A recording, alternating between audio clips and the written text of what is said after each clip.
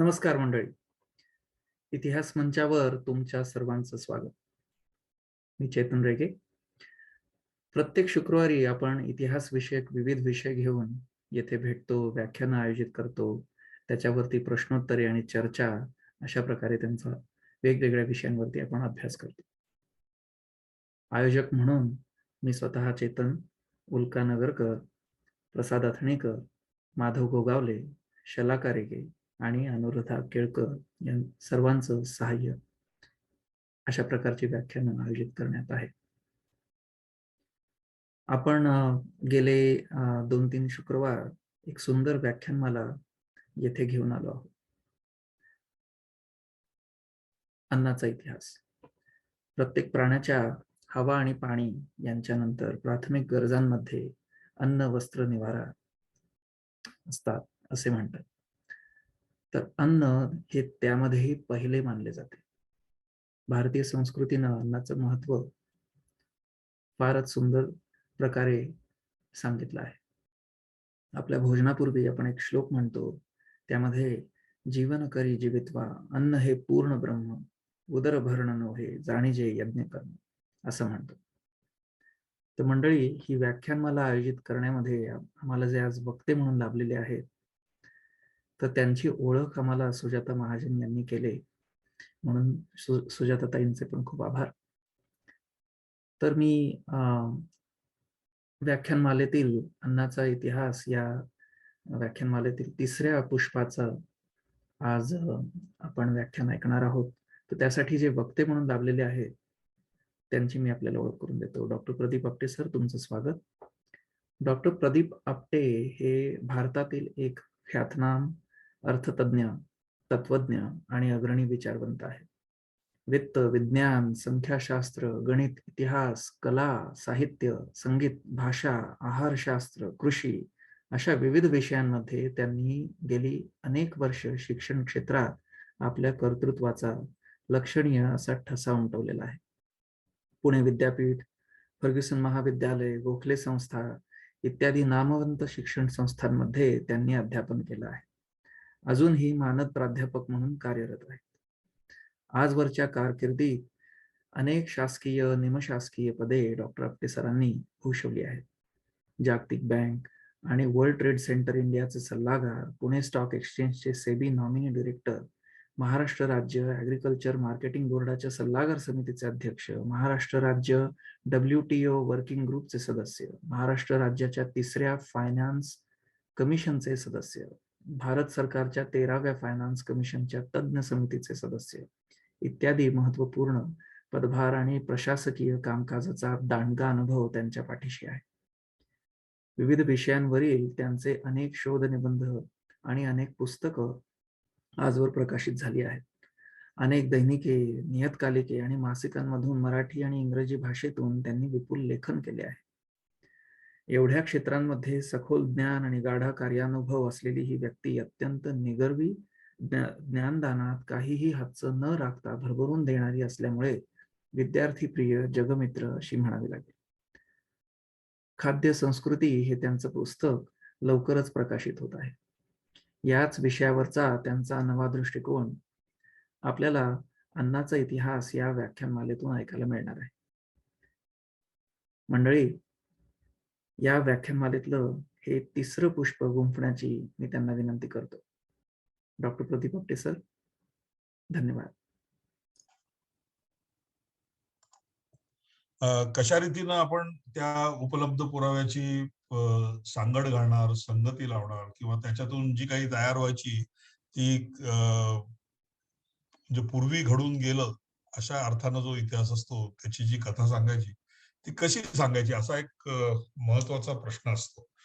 आणि हे जे अन्न म्हणून समजणारं, वनस्पती अधिक प्राणी म्हणून असणारं ते विश्व आहे, ते इतक्या वेगवेगळ्या रीतीनं बदलत आलंय की त्याची मांडणी जसं मी सुरुवातीला सांगितलं होतं की एखादा भूभाग घ्यायचा, त्या भूभागामध्ये पूर्वी कोणत्या प्रकारचं अन्न होतं, मग नंतर ते कालांतरानं कसं कसं बदलत गेलं, ते बदलायला मुख्यतः कारणीभूत झालेले घटक कोणते, त्याच्यातले अपघात कोणते, त्याच्यामध्ये होणारे म्हणजे वारंवार निसर्गतः होणारे अपघात कोणते, ऐतिहासिक दृष्ट्या होणारे अपघात कोणते, अशी अशी एक पद्धत आहे. आणि ती पद्धत बऱ्याचदा जास्त सोयीस्कर पण असते. याचं कारण विशिष्ट भूभागापलीकडे अन्यत्र काय झालं याची तुम्हाला जास्त फिकीर करावी लागत नाही. पण त्याला एक मर्यादा पण असते. मर्यादा अशा अर्थानं, की जी गोष्ट समजा एखादी गोष्ट बाहेरून एका प्रदेशातून दुसऱ्या प्रदेशात गेली, तर त्याची जी संगत असते, ती संगत एका अर्थानं तुटते.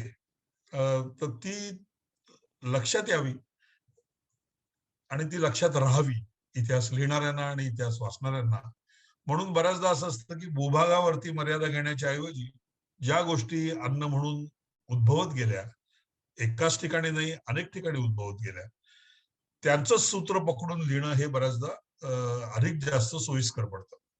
त्यातला एक महत्वाचा जो काही येणारा लाभ जो असतो तो असा आहे, की त्या वस्तूचा म्हणून इतिहास जो आहे, तो वस्तूचा इतिहास हा एखाद्या भूभागापुरता मर्यादित आणि त्या भूभागातल्या पुन्हा विशिष्ट कालापुरता मर्यादित असं करण्यात काही फार विशेष तर्क नसतो, काही हाशील नसतं त्याच्यामध्ये.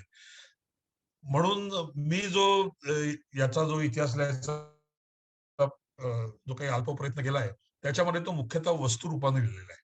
याच्याबद्दलचे जे एन्सायक्लोपीडिया म्हणतात, म्हणजे त्याच्याबद्दलचे जे काही विश्वज्ञानात जे काही आहे, त्याचा जो काही कोश करतात, तो कोश पण बऱ्याच वेळा मुख्यतः त्यामुळे वस्तूनुसारी असतो, भूभागानुसारी नसतो. आणि वस्तूंचा असलेला जो काही कालखंड असतो, तो कालखंड फार अतोनात वेगळा असतो. म्हणजे आपल्या कल्पनेपलीकडच्या पेक्षा तो जास्त मोठा किंवा छोटा असा असू शकतो. आणि तो अशा अर्थानं, की मी ज्याचा पहिल्याच व्याख्यानामध्ये उल्लेख केला, की वस्तूंचं पूर्वी एक रूप होतं, आत्ता एक रूप आहे. आणि हे जे स्थित्यंतर झालं, हे स्थित्यंतर दोन्ही प्रकारच्या घटनांमुळे झालं. एका घटनेला आपण निसर्गतः होणारी उत्क्रांती म्हणतो आणि दुसऱ्या घटनेला आपण निसर्गाच्या क्रमानं होणाऱ्या उत्क्रांतीबरोबर मनुष्य किंवा मनुष्येतर प्राणी यांच्या बरोबरच्या संपर्कानं होणारे जे काही बदल असतात, ते बदल असतात. ते बदल हे देखील आपल्याला या इतिहासामध्ये अंतर्भाव त्याचा विशेष करून करावा लागतो. कारण मी जसं सुरुवातीला सांगितलं, की ज्याला आपण शेती म्हणतो, ती शेती म्हणजे निसर्गाला मुरड घालणारी प्रक्रिया आहे. आणि या शेतीमुळे माणसाच्या संस्कृतीचं जे काही स्वरूप आहे, ते स्वरूप इतकं आमूलाग्र बदललं. आणि ह्या मुरड घालण्याच्या पद्धती जशा जास्तीत जास्त गवसत गेल्या, तसतसं त्या वस्तूंचं पुढं काय होतं किंवा काय होत नाही, याची आपल्याला चुणूक मिळते. तर याच्यासाठी म्हणून मी आज अगोदर मी त्याचा उल्लेख केलाय मला वाटतं गेल्या वर्षी, पण मी गेल्या व्याख्यानामध्ये जर मी द्विरुक्ती केली तर तो काही अंशी माझा स्मृतीबरोबर समजा आणि काही अंशी विषयाची जी काही उलगड करायची त्याच्यासाठी म्हणून झालेली द्विरुक्ती समजा. मागच्या वेळेला मला वाटतं मी वांग्याबद्दल बोललो होतो. बरोबर आहे ना? मी वांग्याबद्दल मला वाटतं मी उल्लेख केला होता. हो, हो. तर काय झालं, मी मधल्या दरम्यान मी एकतर याच्यावरती फार वेळा फार ठिकाणी बोलतो, तेव्हा कुठं काय बोललोय लक्षात राहत नाही. आता वांग जर घेतलं तर त्या वांग्याचा आढळ मी ज्याचा अगोदर उल्लेख केला होता, की खंडांचं विभाजन झाल्यानंतर कोणत्या प्रकारच्या वनस्पती रानटी स्वरूपात कुठे जास्त प्रमाणात राहिल्या किंवा कुठे जास्त प्रमाणात आज देखील आढळतात, या निकषावरती वावी लावणं त्याची केंद्र ठरवली. म्हणजे हा त्याचा मूळ आपण आता म्हणायचं म्हणून रानटी पूर्वज. आणि मग नंतर त्याची विकसित झालेली जी काही नंतरची प्रजा आहे, त्याचे जे वंशज आहेत, त्या वंशजांचा आपल्याला छाडा लावता येतो. पण या वनस्पतींची ठेवणच अशी आहे, की त्याच्यामध्ये त्याचा पुरावा राहत नाही, की एखाद्या ठिकाणी जर ती एखादी वनस्पती होती पण नाहीशी झाली, तर ती होती असं म्हणण्यासारखा पुरावा राहत नाही. कारण पुरातत्वीय दृष्ट्या वनस्पती ही फारच नाशवंत असते. प्राण्यांच्या हाडांसारखी वनस्पती राहत नाही. लिग्नो प्रोटीन असलेला भाग देखील कालांतराने इतका जास्त कुजतो, की तो तिथं होता किंवा नव्हता याचा निर्णय करणं हे जवळपास अशक्य होऊन जातं. पण आता चार जे मुख्य प्रकार ज्याचा मी मागच्या वेळेला उल्लेख केला, त्यातले जे 3 प्रकार, की ज्याच्या आधारानं आज जगामधले भारतासह अनेक ज्याला पाककला आणि पाककृती म्हणतो, त्याचा आढळ दिसतो. त्याच्यामध्ये या 3 वस्तू मोठ्या प्रमाणात आढळतात. एक वस्तू म्हणजे ज्याचा एक रूप हे भारतामध्ये निश्चित उपलब्ध होतं, ते म्हणजे वांग. दुसरे त्याचे जे 3 नातेवाईक म्हणावे, त्या वंशजांमधल्या शाखोपशाखांमधले शाखा प्रशाखांमधले घटक समजावेत, असे जे 3 भाग आहेत, 3 प्रकार आहेत, ते म्हणजे एक म्हणजे बटाटा आहे, दुसरं मिरची आहे आणि तिसरा टोमॅटो आहे. या तिन्ही म्हणजे आताची तर भारतामधलं जर तुम्ही बघाल, विशेषतः हॉटेल्समध्ये आणि अनेक शहरी भागांमध्ये टोमॅटो, बटाटा आणि मिरची याच्या खेरीज पाककला जवळपास अशक्य होईल इतकं याचं वर्चस्व आहे. म्हणजे या एकतर या टोमॅटो आणि बटाटा या दोन्ही भाज्या या तशा फार मनमिळावू भाज्या आहेत. त्या कशामध्येही कशातही मिसळतात, कशातही घालता येतात. त्यामुळे त्याचा आढळ तुम्हाला कोणत्याही प्रकारच्या जुन्या ज्याच्यामध्ये त्याचा कुठं लवलेश सुद्धा नसायचा, अशा प्रकारच्या पाककृतींमध्ये देखील तुम्हाला त्याचा आढळ येतो. मिरची तर मुख्यतः त्याच्या जो काही कटू स्वाद जो असतो त्या स्वादासाठी म्हणूनच वापरली जाते, वेगवेगळ्या प्रमाणात वापरली जाते. आणि तिनं अगोदर या स्वादासाठी म्हणून ज्या वस्तू वापरल्या जायच्या त्या वस्तूचं एका अर्थानं उच्चाटन केलेलं आहे, याचा मी मागच्या वेळेला उल्लेख केला. टोमॅटोचंही तसंच आहे. टोमॅटो हा जसा एक स्वतंत्र भाजी म्हणून वापरला जातो, आपण त्याची कोशिंबीर म्हणून वेगळी आता खातो, पण तसाच टोमॅटो हा एक आंबटपणाचा मोठा स्रोत आहे आणि आंबटपणा हा माणसाच्या जिभेच्या दृष्टीनं फार भुरळ घालणारा असा चवीचा प्रकार आहे. आम्लपणा असल्याखेरीज अनेक गोष्टी आपल्याला जशा आवडतात तशा तुम्हाला, जे उदाहरणार्थ सातत्यानं गोड खाऊन बघा, तुम्हाला त्या आंबटपणाची लगेच तहान लागायला लागेल. त्यामुळे आंबट छटा देणं याच्यामध्ये जो जो काही पाककृतीचे अनेक गुणधर्म आहेत.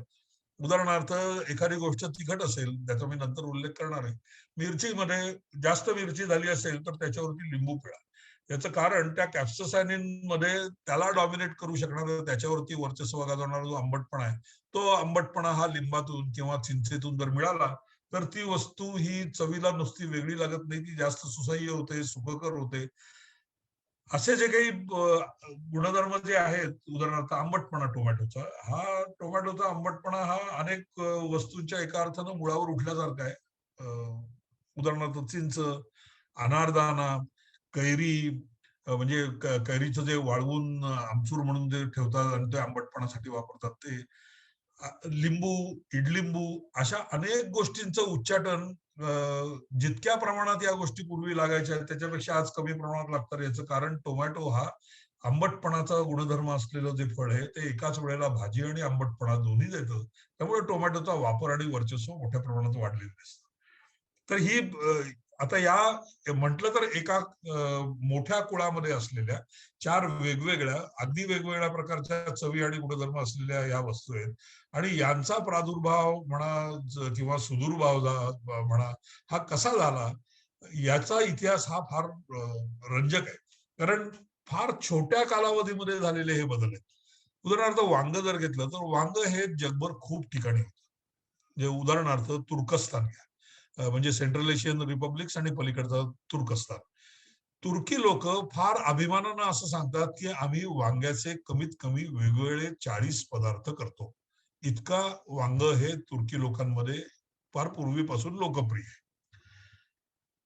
किंवा इतिहास म्हणून जर बघायला गेलं तर जसा आपला नवहस्ते म्हणजे नवाथे होता, तसाच त्याच्या बरोबरीचा अजून एक लेखक आहे, त्याचं नाव क्षेमकर्मा, आयुर्वेदिक ग्रंथ आहे. आपल्याकडे खाण्यावरती लिहिणं ही आयुर्वेदिक लोकांची मिरास आहे, त्यांची ती मक्तेदारी आहे. म्हणजे जो कोणी लिहितो खाण्यावरती तो मुख्यतः आयुर्वेदिक मधला एक तज्ज्ञ असतो, मोठा वैद्य असतो.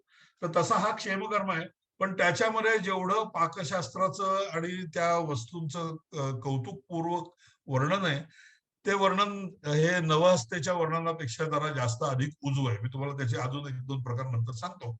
पण त्यानं वांग्याचं वर्णन करताना कसं केलंय, आणि हा 17व्या शतकातला आहे. 17व्या शतकातल्या या ग्रंथामध्ये तो म्हणतो की वांग हा भाज्यांचा राजा आहे. म्हणजे भाज्यांमध्ये सर्वश्रेष्ठ भाजी कुठली, तर वांग्याची भाजी, असं कर्माचं म्हणणं आहे. सर्वासाम शाक जातीनां वृत्तांकम शाकनायकम. म्हणजे वृत्तांक हे वांग्याचं एक नाव आहे. मागच्या वेळी मी तुम्हाला खूप वेगवेगळी नावं सांगितली, त्यातलं एक महत्वाचं नाव संस्कृतमध्ये जास्त वापरलं जाणार ते म्हणजे वृत्तांक. तर हे वृत्तांक हा वांग्याचा राजा आहे आणि तो फक्त एवढं म्हणून त्याला थांबत नाही. त्याला पुढे दिलेली उपमा, मी त्याचं भाषांतर सांगतो संस्कृत श्लोक वाचत बसण्यापेक्षा. तो म्हणतो की वांग्याच्या भाजीच्या वासानं लाकडी बाहुलीच्या तोंडाला सुद्धा पाणी सुटेल. म्हणजे ती बाहुली लाकडी असली तरी सुद्धा तिच्या तोंडाला पाणी सुटेल इतकी वांग्याची भाजी ही तुमच्या जिभेला रसनेला मोहिनी घालणारी, त्याला आवाहन करणारी अशी असते. आणि ज्या नवं त्याचा जो समकालीन त्यानं या वांग्याचे प्रकार लिहिले. हे तुलनेनं फार कमी आढळतं. हे विशेष आहे एका अर्थानं या 17व्या शतकातल्या दोन्ही ग्रंथांचं, की ते त्याच्यामधल्या व्हरायटीज त्यांनी पूर्ण नोंदलेले आहेत. म्हणजे त्यांना निदान जेवढ्या माहिती होत्या तेवढ्या नोंदलेल्या आहेत. त्यांना दिल्याची मी तुम्हाला यादी आता नील वृत्तांक म्हणजे ज्याच्यावरती जांभळटसर, फिकी जांभळटसर अशी छाड असते अशा प्रकारची वांगी, त्याला तो नील वृत्तांक म्हणतो. नंतर रिंगणी ही मुख्यतः हिरवट किंवा काळपट असं मिश्रण असणारी असते. रक्तफला ज्याच्यामध्ये वांग्याच्या मधला लालसरपणा जो असतो तो जास्त अधिक उठावदार असतो. डोरली हा रिंगणीचाच प्रकार आहे, पण तो जेवढा जास्त सुकेल तितका तो काळपट आणि त्याच्यावर एक प्रकारची धुळी बसल्यासारखी दिसते ती रिंगणी. तसंच श्वेत डोरली म्हणजे जी एवढी काळी होत नाही अशी डोरली. आणि कार्तारिका हा शब्द तामिळमधनं आयात केलेला संस्कृत शब्द आहे. त्याला कथरिका, कातारिका असे तमिळ भाषेमध्ये उच्चाराचं जे काही बदल होतात ते फार अतोनात असतात. नंतर सूक्ष्म वांगी आणि श्वेत वृत्तांक म्हणजे ज्याच्यामध्ये रंगाचा मुख्यतः अभाव आहे. आपण अजून बघत असाल भारतामध्ये याची तुम्हाला सर्व जवळपास बाजारात मिळतात. जे जिथे निळेपणा, जांभळेपणा, तांबडेपणा याचा लवलेश नाही अशी पूर्ण हिरवी वांगी मिळतात. आणि त्या हिरव्या वांग्यांमध्ये बऱ्याचदा पांढरी छटा इतकी मोठी असते. विशेषतः आपल्याकडे सांगलीमध्ये कृष्णाकाठची वांगी म्हणून जी काही जो प्रकार प्रचलित आहे त्याच्यामध्ये त्या फिका पोपटी रंग आणि त्याच्या वरचा जो विशेषतः ज्याला क्राऊन म्हणतात म्हणजे जो त्याचा जो टोप असतो त्या टोपाच्या खालचा जो भाग असतो तो सर्व पांढरा असतो. त्याला श्वेत वृत्तांक असं नाव आहे. आणि हा हा जसा त्याचा व्हरायटीचा प्रकार आहे तसं वांग्याच्या भोवती अनेक प्रकारच्या ज्याला काय म्हणायचं विधी म्हणा, समजुती म्हणा, यांचं एक अशी म्हणजे पुटं चढली आहेत वांग्याला. इतकं वांग्याचं महत्व एकेकाळी असावं. म्हणजे आता आणि हे बऱ्याच धान्यांमध्ये असतं, फक्त वांग्यांमध्ये असतं असं नाही. एकूणच कुठलीही गोष्ट समृद्धिकारक असेल, ती सुफल जर असेल तर त्या सुफलतेला, समृद्धीला म्हणजे उदाहरणार्थ लग्न होणं. तर लग्न होणं म्हणजे वंश सुफल होणं, वंश वाढत राहणं. आणि याचं म्हणून जे काही मंगल प्रतीक म्हणून काय वापरले जातात तर उदाहरणार्थ धान्य वापरली जातात. म्हणून आपण ज्या अक्षता देतो, क्षत म्हणजे निराश होणं किंवा नाश पावणं, आणि अक्षत म्हणजे जे नाश पावत नाही, जे सतत सातत्यानं चालू राहील अशा वस्तूंचं प्रतीक म्हणून जे काही तेव्हा उधळलं जातं त्याला आपण अक्षता टाकणं म्हणतो. ती धान्य असतात. याचं कारण हा जुन्या प्रकारचा याला अँथ्रोपॉलॉजीमध्ये म्हणजे मानववंशशास्त्रामधले जे जे काही म्हणून विधींचे लोकांनी अभ्यास केले आणि अगदी प्राचीन समाज जे अजून जवळपास त्याच प्रकारच्या अवस्थेमध्ये आहेत अशापासून आपल्यासारखे लोक की ज्याच्यामध्ये त्यातले अवशेष फार थोडे राहिले, अक्षता आहेत त्यातला अवशेष आहे की ज्याला पूर्वी धुळपेर शेती म्हणायची. त्या धुळपेर शेती असायची ती कशी असायची तर धान्याची मूठ घ्यायची आणि जी जमीन तयार केली आहे किंवा जमीन तयार केलेली नाही त्याच्यावरती त्याची उधळण करायची. ती उधळण झाली की त्याच्यानंतर त्याच्यातनं झाडं येतात आणि त्या झाडातून त्या धान्याची पुढचा वंश वाढतो. अशी ती पद्धत. तर ही जशी धुळपेर शेतीची अवशेष जो अक्षता रूपात राहिला आहे तसा हा वांग्याचा अवशेष भारतामध्ये आणि विशेषतः दक्षिण भागामध्ये मोठ्या प्रमाणात राहिला आहे. तो ज्याला जे दागिन्यांच्या भाषेत सांगायचं तर ज्याला बोरमाळ म्हणतात ना, म्हणजे ज्याला छोटी फळं या अर्थानं बोर, त्या बोरमाळेसारखी तो दागिना तयार करायचा. आणि ती बोरमाळ कशाची असली पाहिजे तर म्हटलं तर सोन्याची असली पाहिजे. पण ज्यांना सोनं परवडत नाही, जे इतके समृद्ध नाहीत, त्यांनी काय करायचं तर त्यांनी जी बोरमाळ करायची ती फळांची करायची. कुठल्या फळांची करायची तर बोरमाळेच्या सारखं दिसावं त्या आकाराचं असं फळ हे सहजी उपलब्ध जे असायचं ते म्हणजे रान वांग्याचं फळ, ज्याला भुई रिंगणी म्हणतात, रिंगणी नुसतं म्हणतात. या याचा मराठी शब्द आहे आणि तो मराठी शब्द म्हणजे डोरलं.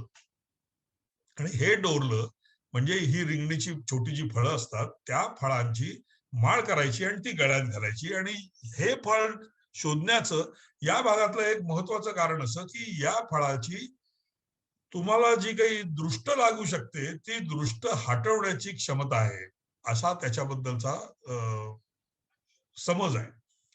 आणि हा समज काही अर्थानं असा आहे की ही रिंगणी आहे, ह्या रिंगणीचा औषधी वापर होत असे आणि बऱ्याचदा पूर्वी एखादा माणूस आजारी पडणं, याचा बऱ्याचदा दृष्ट लागणं, कोणाची तरी अघोरी सत्ता तुमच्यावरती चालणं आणि ती दूर ठेवायची असेल तर जे औषध म्हणून वापरलं जातं त्याच फळाची माळ घालायची, असा अनेक बाबतीत जो काही रूढ संकेत आढळतो, त्याच्यामुळे हे डोरल्याची माळ ही सुरू झाली.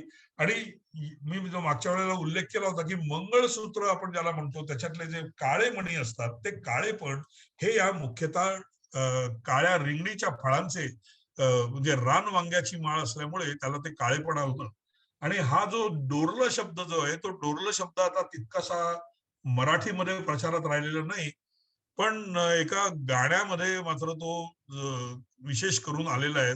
म्हणजे तुमच्या नावानं गळ्यात माझ्या बांधा एक डोरलं, असं जे त्या लावणीमधली जी ओळ आहे, डोरलं जे राहिलंय ते डोरलं असं असं राहिलंय ते हे रानवांग आहे. हे डोरलं हे रानवांग आहे हे ते गाणं ऐकताना कळलं नाही. कदाचित लक्षात आलं तर तुम्हाला ते फार बेसूर वाटेल. पण हे डोरलं हे या अर्थानं तिथं मुख्यतः वापरलं जातं. आता या वांग्यासारखाच त्याचा संबंधित असलेला एक दुसरा जो प्रकार म्हणजे वांग हे जुनं आहे, फार जुनं आहे, अनेक ठिकाणी पसरलेलं होतं, अनेक ठिकाणी वापरात होतं. विशेषतः ज्या भूखंडाचा मी उल्लेख केला की जो आता central Asian Republic, Indian subcontinent आणि चीन आणि जावा सुमात्रा सारखी बेट या ठिकाणी असलेला हा वावर आहे. याच्याशी याच वंशातला असलेला पण याच्याशी फूल वगळता एरवी कोणतंही साधर्म्य न आढळणार. फूल आणि पानाचा आकार म्हणजे जर तुम्ही त्या एकाच वंशातले जर असतील तर बऱ्याचदा असं असतं की त्या त्या फुलाकडे बघून दुसऱ्या कुठल्या तरी वनस्पतीच्या फुलाची आठवण येते. तसा हा एक प्रकार की ज्याची ठेवण वांग्यासारखी दिसायला बिलकुल नसते. म्हणजे आपण जे फळ म्हणून वापरतो त्याची ठेवण तशी नसते. पण झाड मात्र जर बघाल तर झाड म्हणजे झाडाचं पान आणि झाडाचं फूल याच्यामध्ये नक्की तुम्हाला वांग्याची सहजी साधर्म्य आढळेल. तर ही तरी कशी तयार झाली, याला पण एक मोठा इतिहास आहे आणि तो इतिहास सुद्धा आपल्याला कुठं मिळतो तर त्या वाविलावनं ज्याचा उल्लेख केलाय त्या रानटी स्वरूपाची म्हणून ज्या काही जाती शिल्लक आहेत त्याच्यावरून याचा आपल्याला कयास बांधता येतो याच्यातून हे उद्भवलेलं असावं. कसं हे एक सोलेनम स्टेनोटोनम स्टेनोस्टोमूम असा नावाचा एक वृक्षाचा म्हणजे झुडपाचा प्रकार आहे आणि दुसरा एक झुडपाचा प्रकार आहे ज्याला सोलेनम स्पार्सेपिलुम म्हणतात. या दोन्हीचा संकर होऊन कारण या दोन्हीचेही स्ट्रेन्स या दोन्हीची जनुकांचे अवशेष हे तुम्हाला त्या आजच्या रूपामध्ये दिसतात. त्याच्यातून जो तयार झाला त्याला आता आपण बटाटा म्हणून ओळखतो. म्हणजे बटाटा असा जो होता त्याचे देखील दोन मूळ जे त्याचे मूळ पूर्वज हे अजूनही लॅटिन अमेरिकेमध्ये अस्तित्वात आहेत. पण या फळाची ठेवण अशी होती म्हणजे मी हे एवढ्याचसाठी सांगतो की मी ज्याचा पहिल्यांदा उल्लेख केला की निसर्गतः होणारी निवड, निसर्गतः होणारे संकर आणि त्याच्या बरोबरीनं माणसाच्या संस्कारामुळे, माणसाच्या हस्तक्षेपामुळे होणारे बदल याचं हे एक फार उत्तम उदाहरण आहे. जसं हे स्टेनोटोम आणि स्पार्सेपिलुम या दोन्ही सोलेनमचा संकर होऊन ही बटाटा म्हणून आज आपण ओळखतो त्याचा एक मूळ पूर्वज तयार झाला. पण त्या मूळ पूर्वजाचं ठेवण काय होती? ही ठेवण मुख्यतः अँडीज पर्वताच्या ज्या रांगा आहेत त्या अँडीज पर्वतामध्ये आणि त्याच्या आसपास सापडणारी या दोन्ही वनस्पती आहेत. पण त्यांची ठेवण अशी होती की त्यांच्यामध्ये मोठ्या प्रमाणात त्या भागामध्ये ज्या त्या होत्या तिथे दिवस छोटा असायचा आणि रात्री तुलनेनं जास्त लांब असायच्या. आणि जिथे दिवस कारण याला डे लेंथ म्हणतात कृषी शास्त्रामध्ये की डे लेंथ किती आहे याच्यानुसार त्या पिकाची वाढ ही नेहमी ठरत असते. कारण उघड आहे डे लेंथमुळे तुम्हाला मिळणारा जो काही सूर्यप्रकाश आहे त्या वनस्पतीला आणि तो सूर्यप्रकाशाचं रूपांतर ते आपल्याला साठवून ठेवता येईल अशा अन्नात किती काळात करू शकतात, किती काळ तो मिळतो या दृष्टीने त्या डे लेंथचा म्हणजे दिवसाच्या लांबीचा हा खरं महत्व असतं. तर त्याच्यातून हे तयार झालं पण आज जर तुम्ही बघाल तर ज्याला काय म्हणायचं पाळीवपण म्हणा, गृहस्थाश्रम म्हणा, ज्याला डोमेस्टिकेशन म्हणतात, त्याच्यामध्ये झालेला जर तुम्ही बदल बघितला तर आजचा जो बटाटा जवळपास जगभर घेतला जातो तिथे उलट आहे बरोबर. दिवस मोठा आहे आणि रात्र छोटी आहे. अशा ठिकाणी बटाट्याचा इनफॅक्ट प्रसार जास्त झालाय. उदाहरणार्थ भारत. भारतामधली जो सरासरी दिवसाचं जे मान असतं म्हणजे या एकूण खंडातलं भारतात त्याचा एक भाग आहे छोटा. पण म्हणजे भारत या शब्दामध्येच इनफॅक्ट हा सूर्यप्रकाश किती आहे हे लपलेलं आहे. भा म्हणजे प्रकाश. जो प्रकाशानं न्हालेला आहे असा देश तो असा भूभाग म्हणजे भारत. म्हणजे जो रमला आहे प्रकाशामध्ये, जो प्रकाशात न्हाऊन निघालाय असा हा भूखंड हा भारत. असा त्या भारताचा अर्थ आहे. ते भारताचं नाव वगैरे सर्व नंतर आलं. भारत हा शब्द त्याच्या आधीच आहे. तर तिथे हा जो रुजला आणि तो इतका रुजला आहे की मला उल्लेख केला असेल, आज आपण बटाट्याचे सर्वात मोठे उत्पादक आहोत. म्हणजे आपण निर्यात एवढी करत नाही खरं, पण बटाट्याचे फार मोठे उत्पादक आहोत आणि तो बटाटा इतका पसरू शकला याचं कारण ही जी गृहस्थाश्रम लाभलेली जी काही बटाट्याची जात होती त्या जातींचा इथं जास्त मोठ्या प्रमाणात प्रसार होत गेला. जर तुम्ही आज इंटरनॅशनल पोटॅटो सेंटर म्हणून जे आहे ते इंटरनॅशनल पोटॅटो सेंटरनं याचं जे काही म्हणजे याची एक तपशीलवार यादी केलेली आहे त्यांच्या वर्गीकरणासाठी म्हणून. तर बटाट्याचे एकूण किती प्रकार आहेत तर 13,000 प्रकार आहेत बटाट्याचे. या 13,000 प्रकारांपैकी जवळपास हे 1,300 प्रकार फक्त हे रानटी स्वरूपाचे. उरलेले जे 5,000 आहेत ते 5,000 ज्याला आम्ही वानसकार म्हणतो म्हणजे प्लांट ब्रीडर म्हणतो, जो नवीन वनस्पती पैदा करतो असा पैदासकारांनी तयार केलेले 5,000 प्रकार आहेत. उरलेले प्रकार हे म्हणजे रानटी 1,300 अधिक 5,000 ज्यांनी ब्रीडिंग केले असते, हे वगळता उरलेले जर 13,000तली वजावट केली तर राहतात ते देखील निसर्गतः तयार झाले. कारण क्रॉस पॉलिनेशन म्हणून तयार झाले. तर आता बटाटा हे बऱ्याचदा लोकांना असं वाटतं ते कंद आहेत. म्हणजे आपण आता कंद फारसे पूर्वीचे इतके खात नाही. त्यामुळे आपल्याला साधारणतः त्याच्यासारखे दिसणारा जो असतो त्याला आपण कंद समजतो. आणि त्यात रताळ्याला आपण जो खरोखरच कंद म्हणावा असा आहे त्याला शकरकंद असं नाव आहे. पण बटाटा हा त्या अर्थानं कंद नाही. बटाटा हे एक प्रकारचं रूपांतरित खोड आहे. पण ते जमिनीखाली वाढतं म्हणून आपण त्याला कंद समजतो. म्हणजे कंदासारखं समजतो. हा रूपांतरित खोड म्हणजे ट्रान्सफॉर्म त्याचं जे काही रूप आहे, याची एक वैशिष्ट्य असं आहे की याच्यावरती कीड पडत नाही तसं नाही. परंतु बटाट्यामध्ये असणारी ज्या प्रकारची विषकारक अशी रसायन आहेत, या रसायनांमुळं एरवी जमिनीखाली वाढणाऱ्या अशा जे काही साठा करून ठेवणारी जी काही रूपं असतात वनस्पतीची, त्यांना सतावणारा एक प्रकार म्हणजे ज्याला सूत्रकृमी म्हणतात, निमॅटोड सारखे.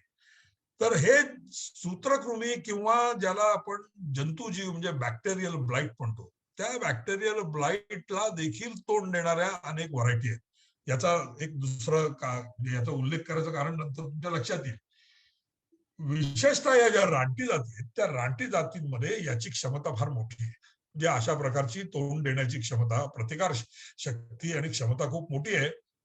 ही कुठल्या जनुकामुळे येते किंवा या रानटी प्रकाराचं जनुक नाही वेगळं काढता आलं तरी या रानटी प्रकाराचा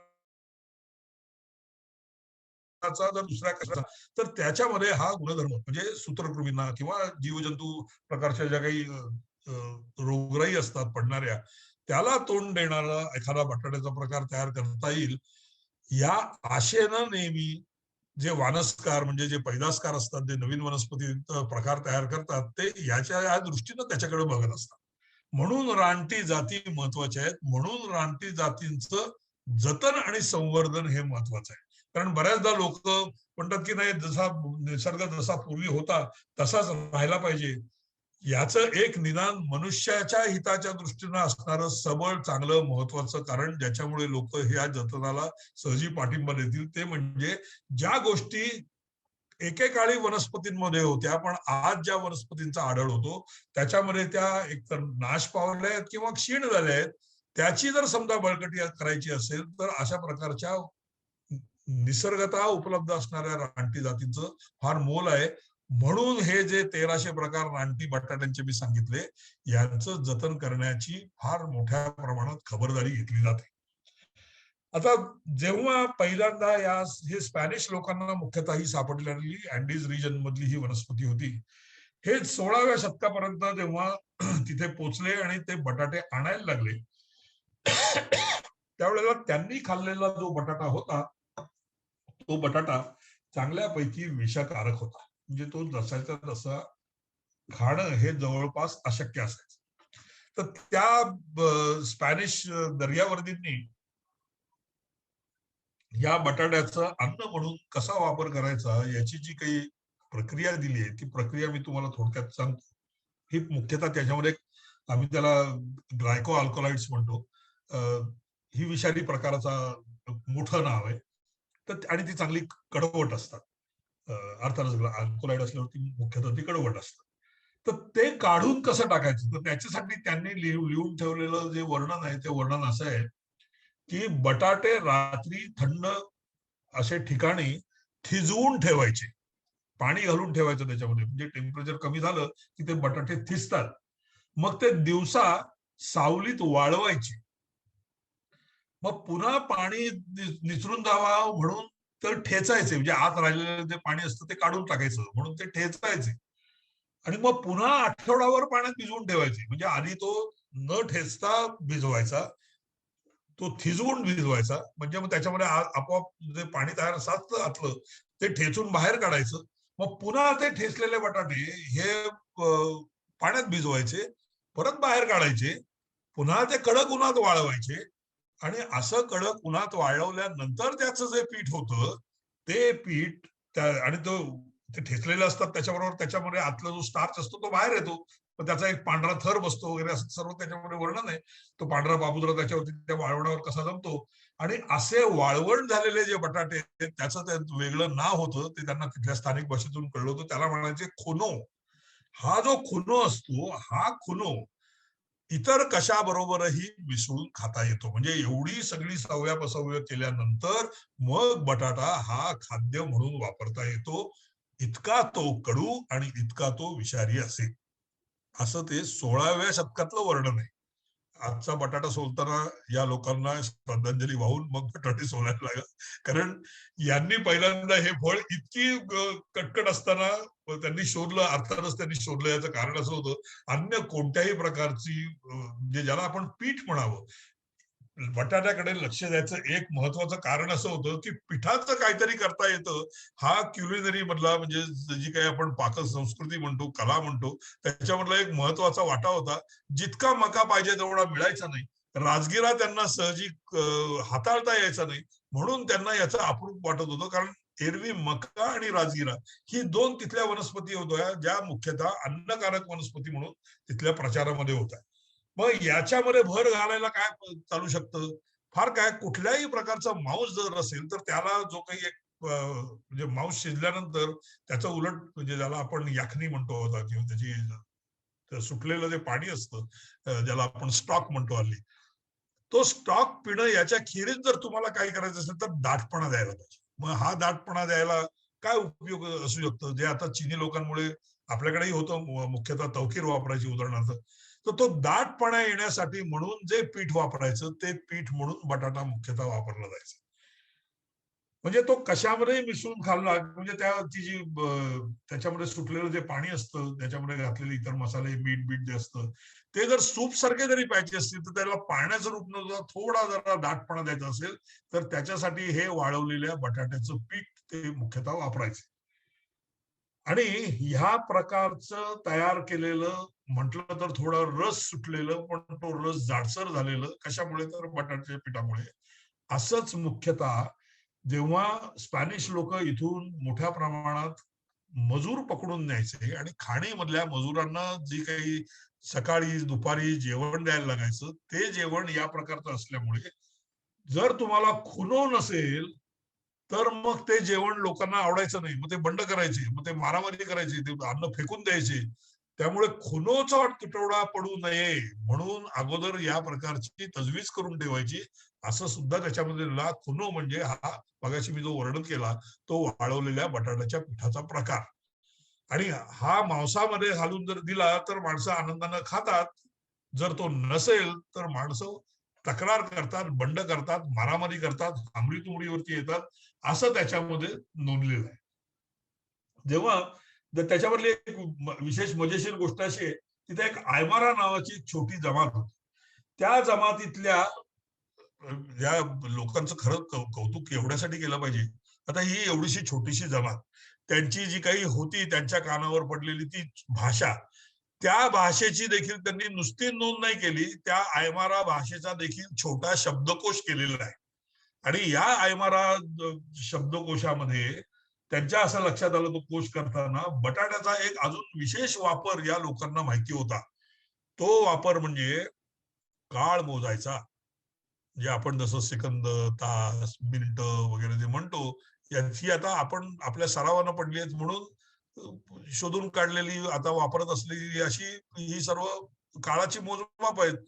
तुम्हाला एक नक्की माहिती असेल, घटिका पात्र, विशिष्ट आकाराचं भांडं घ्यायचं, त्याला एक बारीक भोक पाडायचं आणि त्या भांड्यामध्ये भरलेलं जे पाणी आहे, ते पाणी एवढ्या वेळामध्ये जातं, तो वेळ म्हणजे ती घटिका.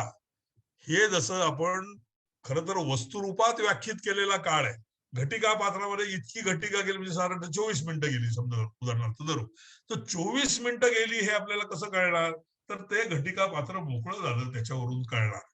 हे जसं घटिका पात्र हे घटिकेचं एक असलेलं भौतिक रूप आहे, तसं काळाच्या मोजमापाचं त्यांचं भौतिक रूप, ज्याच्यामध्ये काळ मोजला जायचा, तो मोजला जायचा काळ, तो बटाटा शिजायला लागणारा वेळ, याच्या आधारानं, म्हणजे जसं पाणी होऊन जायचा वेळ आहे, तसा बटाटा शिजायला लागणारा वेळ हे त्यांचं काळाचं माप होतं. म्हणजे किती रीतीनं अन्न माणसाच्या आयुष्यामध्ये डोकावतं आणि किती ठिकाणी ते हस्तक्षेप करत असं, त्याचं हे उत्तम उदाहरण आहे. म्हणजे थोडक्यात काय, की जर कोणी काही करायला लागाल म्हटलं, तर त्याला आपण असं 2-4 मिनिटं थांब असं म्हणायच्या ऐवजी 2-4 बटाटे कळ काढ, असं आपण त्यांच्या भाषेमध्ये म्हणू शकतो. असं हे बटाट्याची कळ काढा असं म्हणण्यासारखं माप हे काळाचं बटाट्याच्या रूपामध्ये आयमारा लोकांमध्ये प्रचलित होतं. आता हे जेव्हा स्पॅनिश लोकांनी आणि पोर्तुगीज लोकांनी पण, म्हणजे मी स्पॅनिश म्हणतो त्याच्यामध्ये पोर्तुगीज आहेत असं गृहीत धरा, तरी त्यांची प्रत्यक्ष काय जे समुद्रावरच्या जो काही व्यापार चालायचा त्याच्यामधलं त्यांची ख्याती वेगवेगळ्या प्रकारची वेगवेगळ्या भागामध्ये, तर त्यांनी ही वनस्पती आणली आणि ती युरोपमध्ये, विशेषतः बेल्जियम रिजनमध्ये ही पहिल्यांदा जास्त मोठ्या प्रमाणात लागली, म्हणजे यशस्वी झाली त्याची लागवड असं समजतात. कारण याचा पुरावा आहे, 1597 साली एक फिलिप दे सिवरी नावाच्या माणसानं ही 2 रोपं अँटवर्प मध्ये लावली, असा स्पष्ट उल्लेख सापडतो. चार्ल्स द क्लुसियस यानं त्याला, जे त्या क्लुसियसला त्यानं भेट दिली, तो अर्थातच राजा असणार, आणि हे राजेशाही असण्याचं कौतुक बटाट्याच्या इतिहासामध्ये फार आहे. कारण ही फार वेगळी वनस्पती, विशेष प्रकारची वनस्पती, ती तिकडून आणलेली वनस्पती म्हणून ज्या काही भेट द्यायला जायच्या त्यातली ही एक होती, तशी त्यांनी त्या क्लुसियसला दिली. आणि मग त्या क्लुसियसनं अन्यत्र त्याचा प्रचार केला, म्हणजे त्याच्या मार्फत ती जर्मनीत गेली, ऑस्ट्रियात गेली, विशेष करून दक्षिण फ्रान्स, साऊथ फ्रान्समध्ये गेली.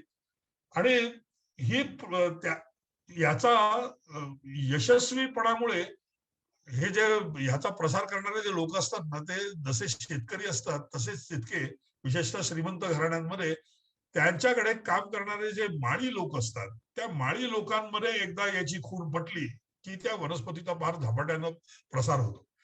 तर तसा हा प्रसार, म्हणजे याला याला हॉर्टिकल्चरिस्ट म्हणतात. म्हणजे मी माळी हा शब्द हॉर्टिकल्चरिस्ट या अर्थानं वापरतोय. आपल्याकडे त्याला जात हे पण नाव आहे, पण ही जात देखील मुख्यतः हॉर्टिकल्चरसाठी लोकप्रिय आणि प्रसिद्ध होती. म्हणजे महाराष्ट्रामध्ये अजूनही असं सरळ सांगतात की शेती बघावी तर माळ्याची बघावी. म्हणजे शेजारचा मळा माळ्याचा आहे आणि हा बिगर माळ्याचा आहे, असं सांगता येतं, इतकी माळी वर्गाची ख्याती होती. त्याच्यामध्ये त्यांचे विशेषीकरण पण देखील होतं. विदर्भामध्ये फुलमाळी असं वेगळे सांगितले जातात, जे फक्त फुलाची शेती करतात, इतकं त्यांचं विशेषीकरण, स्पेशलायझेशन होतं. तसे जसे फुलमाळी आहेत विदर्भात, तसेच हळद माळी आहेत. त्यामुळे हे माळी नावाची जी काही एक विशेष कौशल्य शेतीमधली प्राप्त करणारी जी लोक होती, ती तिथं देखील होती. आपल्या अर्थानं तिथं जात नव्हती, पण आपल्या अर्थानं तिथे नक्की एक स्वतंत्र व्यवसाय म्हणून त्याला वेगळं स्थान होतं आणि ती त्यांच्यामध्ये लोकप्रिय झाल्यामुळं त्याचं आता वर्गीकरण करण्यात आलं. हा जो बोहेन नावाचा जो माणूस आहे, कास्पर बोहेन, म्हणजे बोहेनिया, आपलं जे कांचनवर्गीय असतं त्याला बोहेनिया म्हणतात. कारण ते जुळे भाऊ होते आणि त्या कांचनाची जी पानं असतात ती जुळ्या भावांसारखी एकसारखी सिमेट्रिक दिसतात, म्हणून त्याला बोहेनिया नाव ठेवलं गेलं. तर या बोहेन हा स्वित्झर्लंडचा होता. त्यानं त्याचं चित्रासकट नोंद केलेली आहे, 1596 सालीच केलेली आहे. आणि त्यानं हे लिहून ठेवलं की हे धोत्रा वर्गातलं आहे, हे विषारी आहे, आणि त्यानं त्याचं नाव, त्याला खाली तो असा गड्डा जो रूपांतरित खोड यायचं, म्हणून त्याचं नाव त्यानं सोलेनम ट्युबेरोसुम असं ठेवलं. आता हा ट्युबेरोसुम जो आहे, या ट्युबेरोसुमचा अनेक ठिकाणी, म्हणजे साधारणतः 1597 नंतर अनेक नंतर जी याची पुस्तकं तयार झाली, त्याला बऱ्याचदा हेरवाली येतं. हेर म्हणजे वनस्पती अर्थानं हेर, आपण तो आता मर्यादित अर्थानं वापरतो. तर त्याच्यातल्या एका पुस्तकामध्ये त्याचा उल्लेख व्हर्जिनियाचा बटाटा, हा शब्द स्पॅनिश लोकांमध्ये कमी प्रचारात होता, नव्हता असं नाही, पण तो मुख्यतः पोर्तुगीज लोकांमध्ये होता. त्याला बटाटा म्हणायचे. आणि हा जो बटाटा शब्द आहे, हा पोर्तुगीज शब्द आहे. आपल्या मराठी भाषेमध्ये अनेक पोर्तुगीज शब्द आहेत, त्यातला हा एक सर्वात जास्त वापरला जाणारा वस्तू आणि शब्द मानायला हरकत नाही. पोर्तुगीज शब्दही खूप आहेत. उदाहरणार्थ आपल्याकडे चावी म्हणजे किल्ली, किल्ली सुद्धा अरेबिक शब्द आहे आणि चावी पोर्तुगीज शब्द आहे. असे अनेक शब्द आहेत. आगळ तुम्ही ऐकलं असेल, म्हणजे ज्याला आपण रातांबे किंवा कोकम म्हणतो, त्याचं जे आगळ करतात, त्यातले जे आगळ आहे, हा चक्क लॅटिन आगळ आहे. आगवा म्हणजे अक्वाचा रूप, त्याचं पाणी काढून ठेवणं त्याला आगळ म्हणतात, म्हणून त्याला त्या कोकमाचं आगळ म्हणजे कोकमाचं पाणी हा देखील पोर्तुगीज शब्द आहे. तर हा बटाटा शब्द जो आला, तो बटाटा मुख्यतः पोर्तुगीज लोकांमध्ये आला. पोर्तुगीजांमुळे असं म्हणतात की इटली आणि पोर्तुगीज या भागामध्ये मुख्यतः तो पोर्तुगीजांमार्फत पसरला. आपल्याकडेही तो पोर्तुगीजात पसरला. आता हे जे त्याचं इंग्रजी नाव आहे, त्याला कार्टोफेल असं जर्मन नाव आहे त्याचं. आता पोटॅटो हा बटाट्याचा अपभ्रंश या स्वरूपामध्ये आला, पण हा कार्टोफेल कुठनं आला, तर त्याचा इतिहासही चमत्कारिक आहे. जर्मनी हे मी मुद्दामून घ्यायचं कारण असं की जर्मनीमध्ये जितक्या प्रमाणात बटाट्याची नंतर लागवड झाली, तितक्या प्रमाणात अन्य युरोपात झालेली नव्हती. आणि जर्मन भाषेमध्ये त्याचं असलेलं नाव हे कार्टोफेल आहे. त्या कार्टोफेल आफेल सारखं वाटतं म्हणून हे सफरचंदावरून होईल असं वाटावं इतपत त्याला वाव आहे, पण ते प्रत्यक्षात तसं नाही. याचं कारण इटलीमध्ये खरं तर एक विशिष्ट प्रकारची अळंबी, म्हणजे आपण ज्याला मशरूम म्हणतो, त्याचं नाव होतं टार्टुफी आणि किंवा टार्टुफोली. आणि हा अळंबीचा जो वरचा गड्डा असतो, तो जरा थोडासा वेळा वाकडा असायचा, पण हा अतिशय लोकप्रिय आणि तुलनेनं दुर्मिळ, आणि म्हणजे त्याला खूप वेगळ्या प्रकारचे स्वादछटा आणि गंधछटा येतात, म्हणून हे नेहमी जेवणात वापरला जायचा. आणि तो शोधण्यासाठी दोनच प्राण्यांचा मुख्यतः वापर करतात. एक प्राणी, कारण ती अळंबी खूप बऱ्याचदा जमिनीत आत गाडलेली असते, लपलेली असते, तर ती शोधायची कशी, ती सहजी पटकन दिसत नाही. भरपूर पानं असतात, कचरा असतो. मग त्याच्यासाठी मुख्यतः वासाचं विशेष प्रशिक्षण देणारे कुत्रे आणि स्वभावतः त्यांना याचा वास लागतो अशी डुकरं, या दोन प्राण्यांचा मोठ्या प्रमाणात वापर केला जातो. ती डुकरांना बरोबर वास लागतो आणि तिथं जाऊन ते खोरानं उकरायला लागतात. तशी ही टार्टुफी किंवा टार्टुफोली जी होती, ती त्याच्यासारखी दिसायची, म्हणून जर्मन लोक हे मोठ्या प्रमाणात इटालीतून आयात करायचे. अर्थात जर्मन लोक याचा अर्थ राजेशाही लोक, पण म्हणून ते नाव कार्टोफेल असं जर्मनीमध्ये पडलं. आणि जर्मनीमध्ये याची तुलनेनं फार मोठ्या प्रमाणामध्ये लागवड व्हायला सुद्धा सुरुवात झाली. अन्यत्र त्याची जी नावं आहेत, उदाहरणार्थ मागच्या वेळी मी उल्लेख केला, अरब त्याला बटाटूसच म्हणायचे, पण मग त्याला कोणत्याही प्रकारचा गोल आकाराचं फळ असलं की आलू म्हणायची पद्धत आहे, म्हणून त्याला हिंदीमध्ये रूढ झालेलं नाव हे मात्र अरबी पद्धतीनं किंवा फारसी पद्धतीनं आलू म्हणून झालं. हे फळ आलं मोठं, पण याचं आहार म्हणून एवढं प्रस्थ वाढायचं एक कारण असं, आपल्याला या कालखंडाची गरज तुम्हाला माहिती असेल, साधारणतः 15व्या शतकाच्या सुरुवातीपासून जवळपास 19व्या शतकाच्या मध्यापर्यंत युरोपामधलं हवामान हे अतोनात बदललं होतं. इतकं बदललं होतं की सरासरीनं 10 वर्षामधली 5 ते 6 वर्षाची पिकं पाऊस पडल्यामुळे किंवा अतिरेकी पाऊस पडल्यामुळे हमखास जायची. पावसाचं मान हे अतिशय अनिश्चित झालं होतं. हवामानाचं मान पण अतिशय अनिश्चित झालं होतं. सरासरीनं या कालखंडामधलं युरोपामधलं तापमान हे बरंच खाली आलं होतं. म्हणून आणि तिथे त्यामुळे बर्फाखाली असलेली जी जमीन होती, त्या बर्फाखाली असलेल्या जमिनीचं प्रमाण पण वाढत होतं. अर्थातच जमीन बर्फाखाली जाते, इतकं बर्फ पडतं, त्या जमिनीमध्ये अर्थातच पीक हे जवळपास अशक्य असतं. कारण साधारणतः 5 ते 6 सेंटीग्रेडला जर तापमान गेलं, तर वनस्पतीमधलं जे नैसर्गिकरित्या चालणारं जे चलनवलन असतं, ते चलनवलन मंदावायला लागतं. काही काही वनस्पतीमध्ये तर जवळपास ठप्प होतं. कारण आपल्याला माहितीये 4 डिग्री नंतर पाण्याचं बर्फ जे ज्याला अनॉर्मस एक्सपान्शन वगैरे म्हणतो, त्या प्रकारची प्रक्रिया सुरू होते. त्यामुळे वनस्पतीमध्ये मुळापासून शेवटच्या टोकापर्यंत जायची जी काही केशाकर्षणानं चालणारं जे काही चलनवलन असतं, झायलम फ्लोएम मधून जाणारं, ते थांबतं. म्हणून थंडीमध्ये पिकं सहजी येऊ शकत नाहीत. त्याचं सार्वत्रिक दृष्ट्या असणारं वनस्पतीचं एक महत्वाचं कारण आहे. ही सरासरी तापमान कमी झाल्यामुळे, पावसाचं मान हे अनिश्चित झाल्यामुळे, कारण किंबहुना पाऊस अतिवृष्टीनं होऊन त्याचं बर्फ होऊन तिजून राहणं, याचं प्रमाण वाढल्यामुळे ज्याला आपण अन्नाचा तुटवडा या अर्थानं दुष्काळ म्हणतो, तो दुष्काळ हा युरोपमध्ये फार मोठ्या प्रमाणात वाढला. त्यामुळे म्हणजे जर तुम्ही 16व्या शतकात बघाल तर जवळपास 13 वेळा मोठा दुष्काळ पडला होता. 17व्या शतकात 11 वेळा पडला होता. 18व्या शतकामध्ये 16 वेळा पडला होता. म्हणजे ज्याला सार्वत्रिक मोठ्या प्रमाणात पसरलेला दुष्काळ, विशिष्ट भूभागापुरता असं नाही, अशा दुष्काळांचं प्रमाण तेव्हा फार वाढलं होतं. असा दुष्काळ जेव्हा पडतो त्यावेळेला अन्न म्हणून काय खायचं ही फार मोठी समस्या असते. ही समस्या अशीच जर्मनीमध्ये पण होती. हे दुष्काळ चालू असताना, दुष्काळ पडल्यानंतर आपोआप वाढणारी एक दुसरी गोष्ट मध्ययुगातली किंवा उशिराच्या मध्ययुगामधली, ती म्हणजे दुसऱ्या प्रांतांवरती धाडी घालून अन्न आणि अन्य संपत्ती लुटण्याचं प्रमाण वाढतं. एकदा आपल्या घरची सुगी झाली की अन्यत्रची सुगी लुटण्यासाठी बाहेर पडणं हा मध्ययुगामधला रिवाज होता. आपल्याकडचं दसऱ्याला सैन्य बाहेर पडणं नावाचा जो प्रकार आहे ना, याचं मुख्य कारण हेच आहे. दसऱ्यापर्यंत शेतीला मजूर लागायचे, गरजेचं असायचं. पीक पाणी एकदा हाताशी आलं, कापणीला पीक आलं की सगळ्या मोहिमा निघायच्या. कारण पावसामध्ये मोहिमा चालवणं हे नेहमी अवघड असायचं. दसरा झाला की जवळपास आपल्याकडचा बऱ्याच भागामधला पाऊस संपतो, तेव्हा लष्करी मोहिमा सुरू व्हायच्या.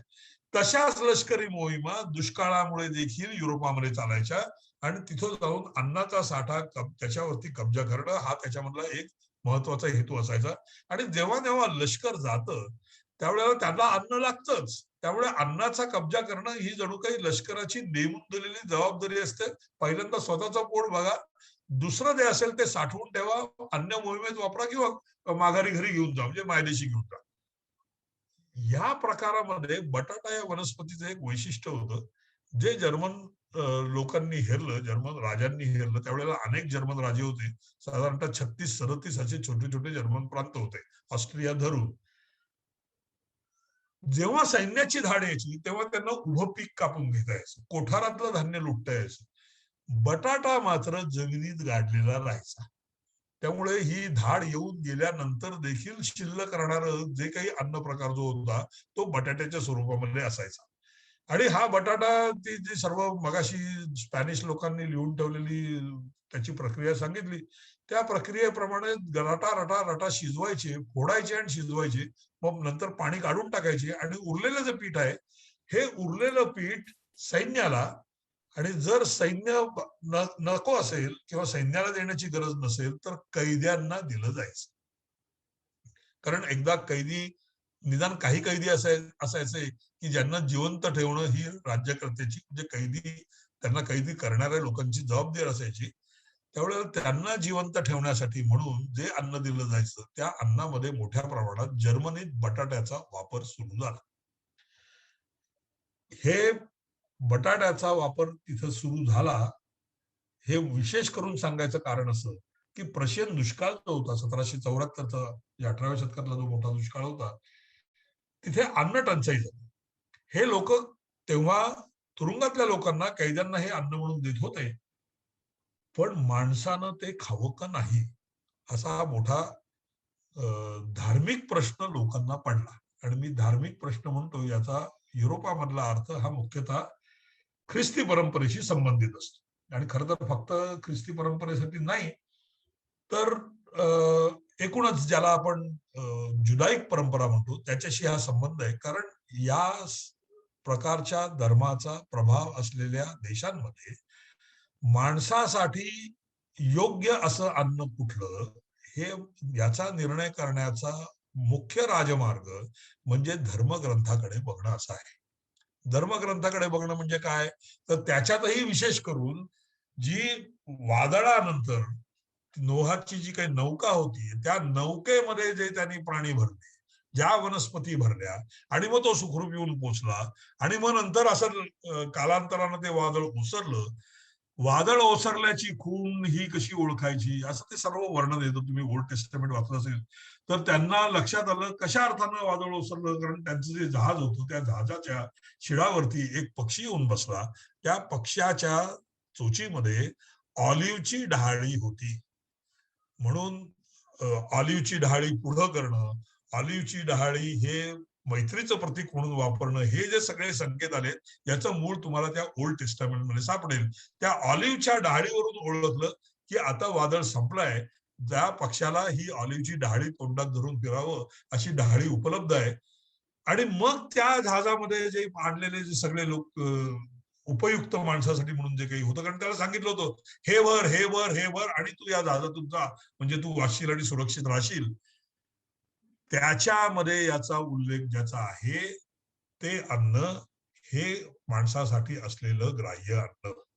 आता एकदा ही निकषाची पट्टी वापरायचं म्हटलं की मग पहिला प्रश्न येतो की त्याच्यात बटाट्याचा उल्लेख आहे का.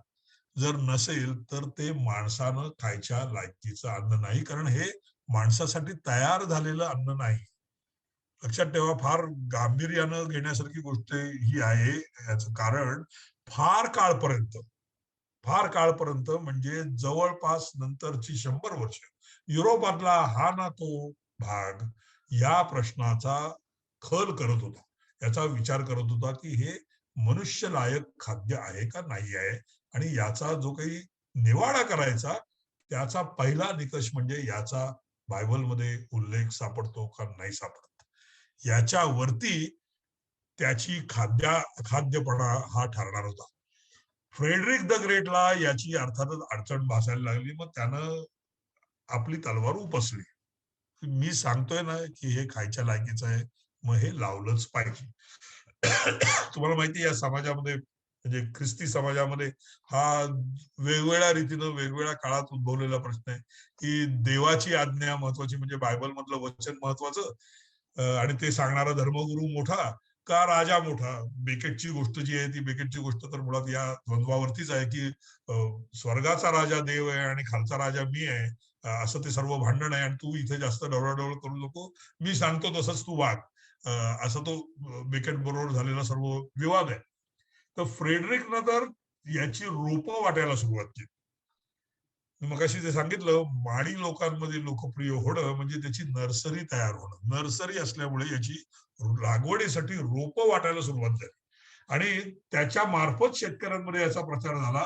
लावलं नाही तर नाक कान कापायची शिक्षा जाहीर करण्यात आली. आणि साधारणतः 1756 ते 1763 या काळामध्ये जे दुष्काळ पडले त्याच्यामध्ये याची लागवड वाढली आणि याचा वापर, म्हणजे पिकाचा अंगीकार म्हणू आपण त्याला, तो अंगीकार देखील वाढला.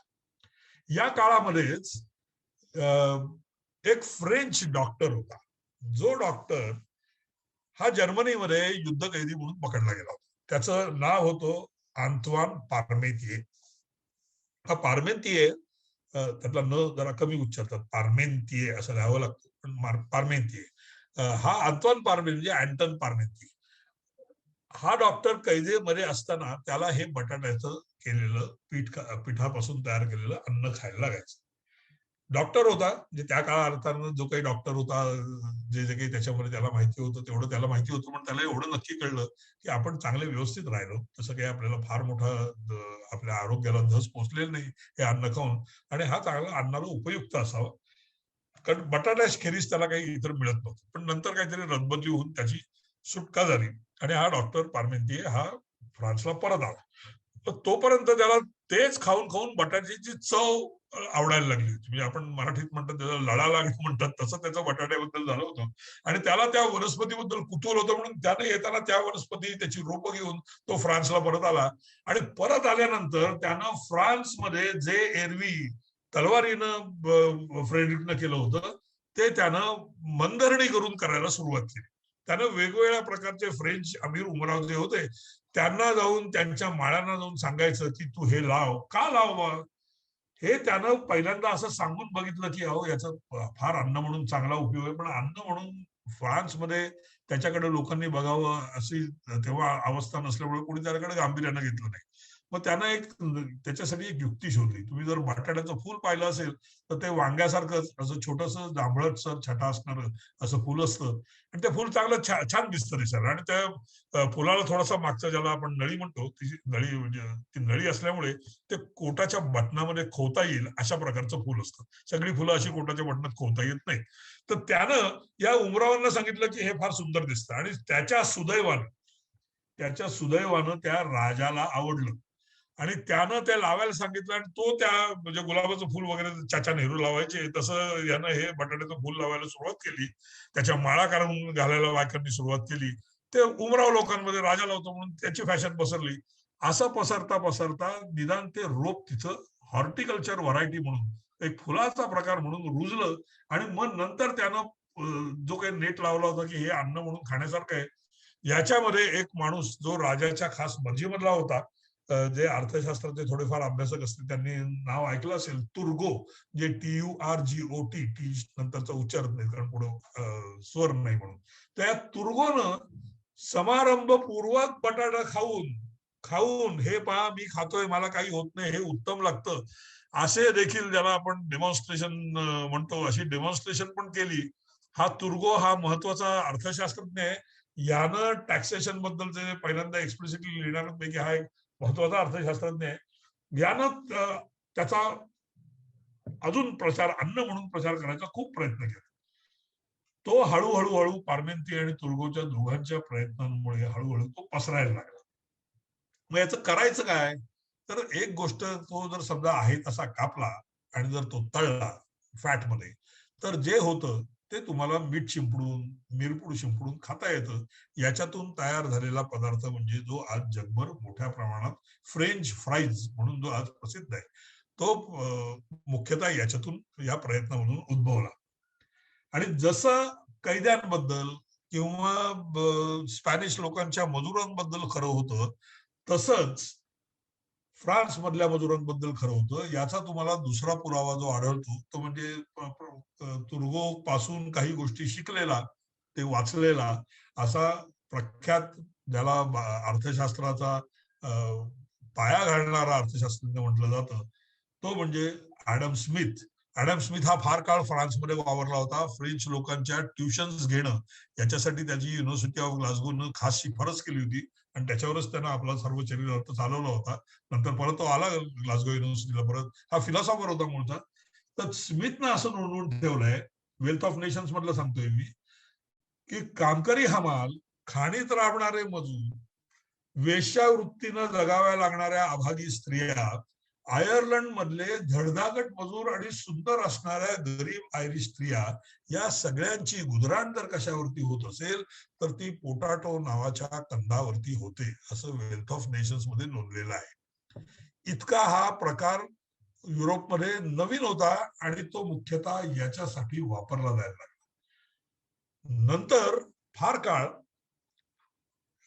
गेल्यानंतर इंग्लंडमध्ये जवळपास 1856 पर्यंत बटाटा हे मनुष्य खाण्यालायक पीक आहे की नाही याच्यावरती जाहीर वर्तमानपत्रामध्ये वादविवाद व्हायचे.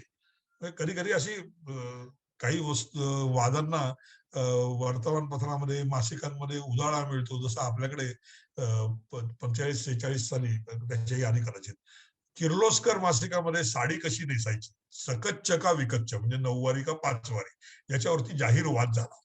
म्हणजे सकच्चच्या बाजूने असणारे आणि विकच्चच्या बाजूने असणारे असे पुरोगामी विरुद्ध प्रतिगामी असा वाद किर्लोस्कर मासिकात जसं चालला होता, तसे वाद हे या बटाटा खाण्याबद्दल चालायचे. आणि याला एक विशिष्ट अजून एक विशेष राजकीय आणि सांस्कृतिक अंग असं आहे, हे आयरिश लोक मोठ्या प्रमाणात लावायला लागले आणि खायला लागले. आणि आयरिश जे करतात ते हे हलक्या दर्जाचं, क्षुद्र दर्जाचं, हीन दर्जाचं असं समजण्याची तेव्हाही परंपरा होती. अजूनही काही ना काही प्रमाणात ती शिल्लक आहे. म्हणजे हा जो आयर्लंड विरुद्ध इंग्लंड असा जो काही वाद आहे, त्याला जे अनेक पैलू आणि पदर आहेत, त्यातला एक पदर हा आयरिश लोकांना सांस्कृतिक दृष्ट्या, बौद्धिक दृष्ट्या हीन समजणं. ते जन्मताच मजूर म्हणून जन्माला आले, ते मजूर म्हणूनच पेले पाहिजेत. कारण आयर्लंड मधले सर्व जमीनदार जे होते ते इंग्लिश होते, त्यांच्या जमिनी होत्या, त्याच्यावरती काम करणारे आयरिश होते.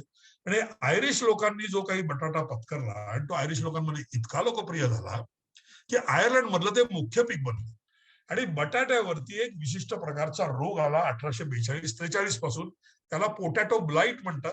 ऍक्च्युअली बॅक्टेरियल स्वरूपाचं इन्फेक्शन होतं. आणि काही काही इन्फेक्शन्सनी वनस्पतीवर पडणाऱ्या फार मोठी क्रांती केली आहे.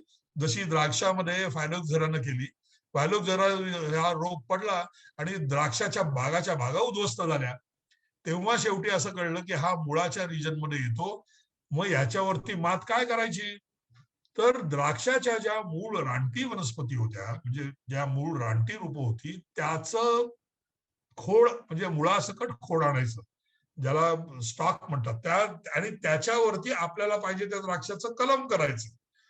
म्हणजे खुंट घ्यायचा तो रानटी द्राक्षाचा घ्यायचा. कारण रानटी द्राक्षामध्ये फायलोक्झेरा सारख्या रोगाला तोंड देण्याची क्षमता आहे. म्हणून खुंटाचं महत्व, जर तुम्हाला कोणाला वाईनच्या हिस्ट्रीमध्ये रस असेल तर जरूर वाचा.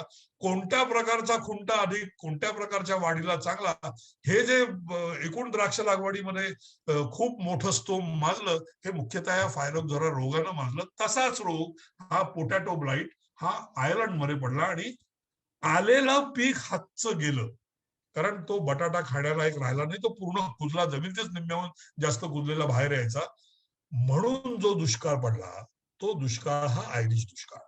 आणि या दुष्काळाचा इतका मोठा विपरीत परिणाम आयर्लंड मधल्या फार मोठ्या वर्गावरती, शेतकरी वर्गावरती आणि शेतावरती काम करणाऱ्या लोकांवरती झाला की त्यांना जगणं मुश्किल झालं.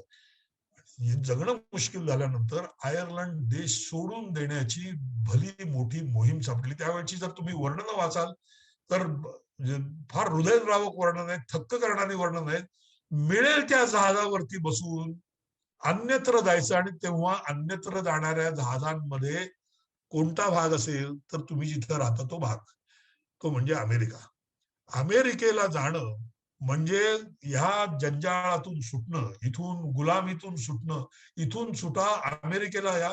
आणि ते सगळ्या प्रकारची आश्वासनं, सगळ्या प्रकारची स्वप्न अमेरिकेबद्दल, अमेरिकेत जाण्याबद्दल दिली जायची. कारण तिथे जाणाऱ्या लोकांना, श्रीमंत लोकांना देखील तिथे काम करणारे लोक हवी असायची. अमेरिकेचं त्यामुळे वर्णन, ज्याला बायबलमध्ये प्रॉमिस्ड लँड म्हणतात, म्हणजे देवानं तुमच्यासाठी विशेष करून नेमून दिलेली, तुमच्यासाठी खास तयार केलेली अशी नंदनवनासारखी भूमी म्हणून जी वर्णन आहेत, ती वर्णनं वापरून अमेरिकेला येण्याची भुरळ घातली जायची. आणि ती भुरळ श्रीमंतांना होती.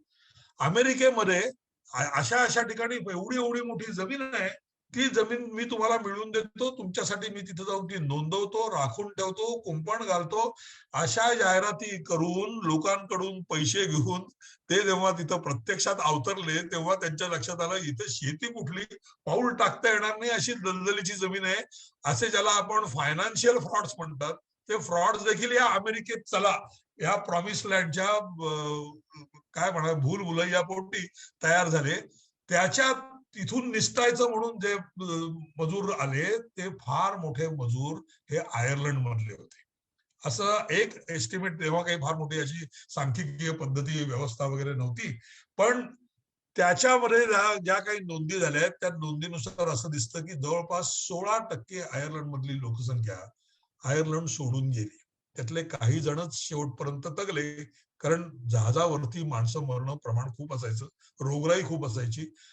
आणि मग माणूस मिळाला की काय करायचं, काही नाही, माशांना जगण्यासाठी म्हणून त्या माणसाला फेकून द्यायची, समुद्रात आपल्याकडे उपाय नसायचा. पण जे तिथे जाऊन राहिले, तगले, ते आयरिश लोक हे अमेरिकेमधल्या लोकसंख्येमध्ये तुम्हाला अजूनही मोठ्या प्रमाणात आढळतात. मी विशेष उल्लेख करून सांगतो, 2000, माझी जर स्मरणशक्ती जागा देत नसेल तर 2012च्या सुमाराला एक हा प्यू सर्व्हे जसा असतो तसा एक सर्व्हे झाला. त्याच्यामध्ये लोकांना अमेरिकेतल्या असं विचारलं, तुमचे पूर्वज कोण होते हे तुम्हाला आठवतं का? कारण ते विसरावं इतपत अमेरिकेमध्ये उलथापालथी झाल्या आहेत, सरमिसळ झाली आहे असं समजलं जातं. म्हणून 12% लोकांनी त्या सर्व्हेमध्ये असं सांगितलं की माझे पूर्वज हे मूळचे आयर्लंडचे होते, ते आयर्लंड मधून आले होते. म्हणजे आजच्या सर्व्हेमध्ये 12% लोकसंख्या असं सांगते की माझे पूर्वज हे आयर्लंड मधून आले होते. इतकं आयरिश मायग्रेशन, आयरिश लोकांचं स्थलांतर हे अमेरिकेच्या दिशेनं झालं. आणि याचं कारण हे एक पीक होतं, ते म्हणजे बटाटा आणि त्या बटाट्यावरती पडलेला रोग. आणि तेव्हा जी काही आयर्लंड मधून बाहेर पडायची जी मोठी मोहीम आणि भरती मोहीम सुरू झाली, त्याच्यामुळे आयर्लिश लोकांचं, विशेषतः या पूर्व किनाऱ्याला येऊन स्थायी झालेल्या लोकांचं प्रमाण हे इतक्या मोठ्या प्रमाणात अमेरिकेमध्ये तुम्हाला वाढलेलं दिसतं. त्यामुळे हा वनस्पतीच्या खाद्याच्या इतिहासाचा एक महत्वाचा भाग आहे. जसं गुलामी कोणत्या कारणांमुळे जास्त बळावली याची काही पिकं ही उघड उदाहरण आहेत. एक सर्वात मोठं खाद्यामधलं पीक म्हणजे ऊस.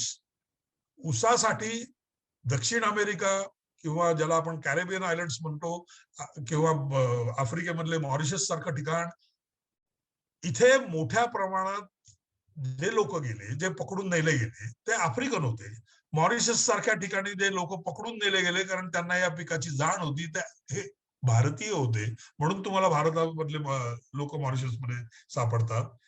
या लोकांच्यामुळे आणि त्याच्यातले लोक तिथून परत उठून या कॅरेबियन आयलंड्स मध्ये पण गेले. उदाहरणार्थ रोहन कनायना होता, तो इंडियन क्रिकेटर होता, त्याचे मूळ पहिल्यांदा पूर्वज हे मॉरिशस मध्ये होते, तिथून ते कॅरेबियन आयलंड्स मध्ये गेले. ही जी सर्व गुलाम जी व्यापार जो सुरू झाला तो एका पिकासाठी सुरू झाला, तो म्हणजे ऊस. आणि का ऊस? कारण साखरेची कमतरता. कारण गोड ही चव युरोपियन लोकांना जवळपास दुरापस्त होती. मधापलीकडे दुसरा मार्ग नव्हता. किंवा एकतर साखर आयात करायची किंवा साखरेची लागवड करायची. लागवड तर युरोपात शक्य नव्हती. मग काय करायचं? जिथे लागवड शक्य आहे असा भूभाग आपल्या ताब्यात घ्यायचा. जो ताब्यात आहे तिथं ही लागवड आहे का शक्य ते बघायचं. आणि त्याच्यावरती काम करण्यासाठी लागणारं जे हवामान असतं, ते हवामान इतकं कडक उन्हाचं आणि इतकं श्रमाचं असतं की तिथे त्याला तोंड देऊन तकतील असे लोक मोठ्या प्रमाणात संख्येनं तिथे नेऊन वसवायचे. हा गुलामीचा इतिहास आहे. असाच काही प्रमाणात चहाबद्दल आहे, असाच काही प्रमाणात कॉफीबद्दल आहे, असाच मोठ्या प्रमाणात उसा इतकाच कदाचित हा कापसाबद्दल आहे. त्यामुळे ज्या पिकांमुळे मोठ्या प्रमाणात मनुष्य स्थलांतर झालं, अशा मोठ्या पिकापैकीच एक पीक हे बटाटा आहे. हे बटाट्याचा इतिहास बघितला की आपल्याला कळायला लागतं. असंच याच वर्गामधलं दुसरं मोठं पीक ते म्हणजे मिरची. आणि ही मिरची, या मिरचीनं पण अनेक गोष्टी घडवल्या. आता हे जे मिरचीचा जो इंग्रजी मधला रूढ झालेला शब्द आहे, तो मेक्सिकन नहुआ नावाची जी भाषा आहे त्याच्यामध्ये असलेला हा शब्द आहे. त्याला चिली असा तो नहुआ मधला शब्द आहे. या चिलीचा दुसरा नहुआ भाषेतला अर्थ लाल असा असतो. कारण ती कालांतरानं आधी हिरवी असते, नंतर जेव्हा ती पूर्ण पिकते तेव्हा त्याला लाल रंग येतो. आपण मिरची काहीच वापरत नाही.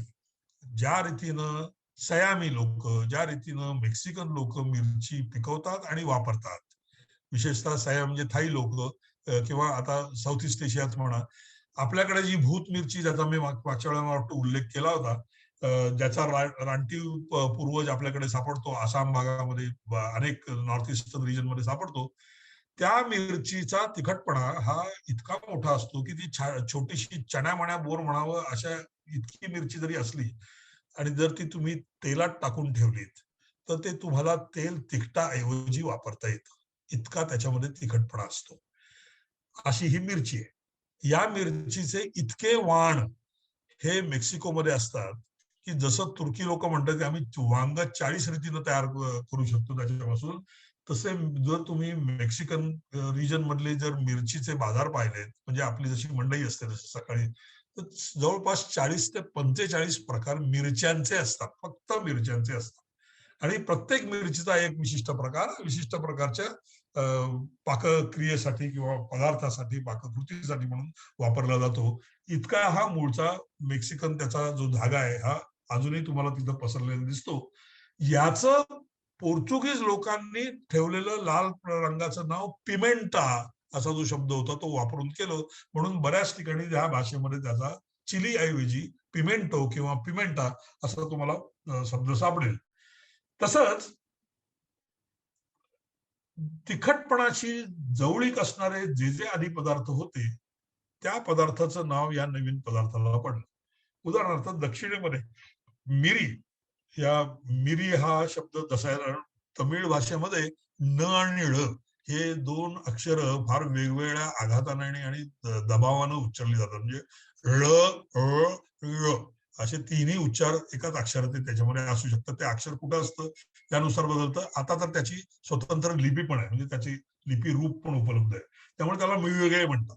म्हणजे मिरी तर ते तुम्ही कदाचित मी ड गे असा शब्द जास्त ऐकला असेल. मिळगा पुडी हा शब्द कदाचित ऐकला असेल, कारण अनेक साऊथ इंडियन रेस्टॉरंट मध्ये मिळगा पुडी, मिरगा पुडी असे जे जपतात ती मुळात त्या मिरीची असणारी त्या भाषेमधली रूप आहे. त्याच्यावरून ही मिरची झाली. लवंगेला हाच तिखटपणा असतो, म्हणून बंगाली भाषेमध्ये त्याला लवंग किंवा लंका म्हणतात. म्हणजे जी जाळली, जी जाळते ती लंका या अर्थानं देखील लंका ही बंगालीमध्ये त्याचं नाव पडलं.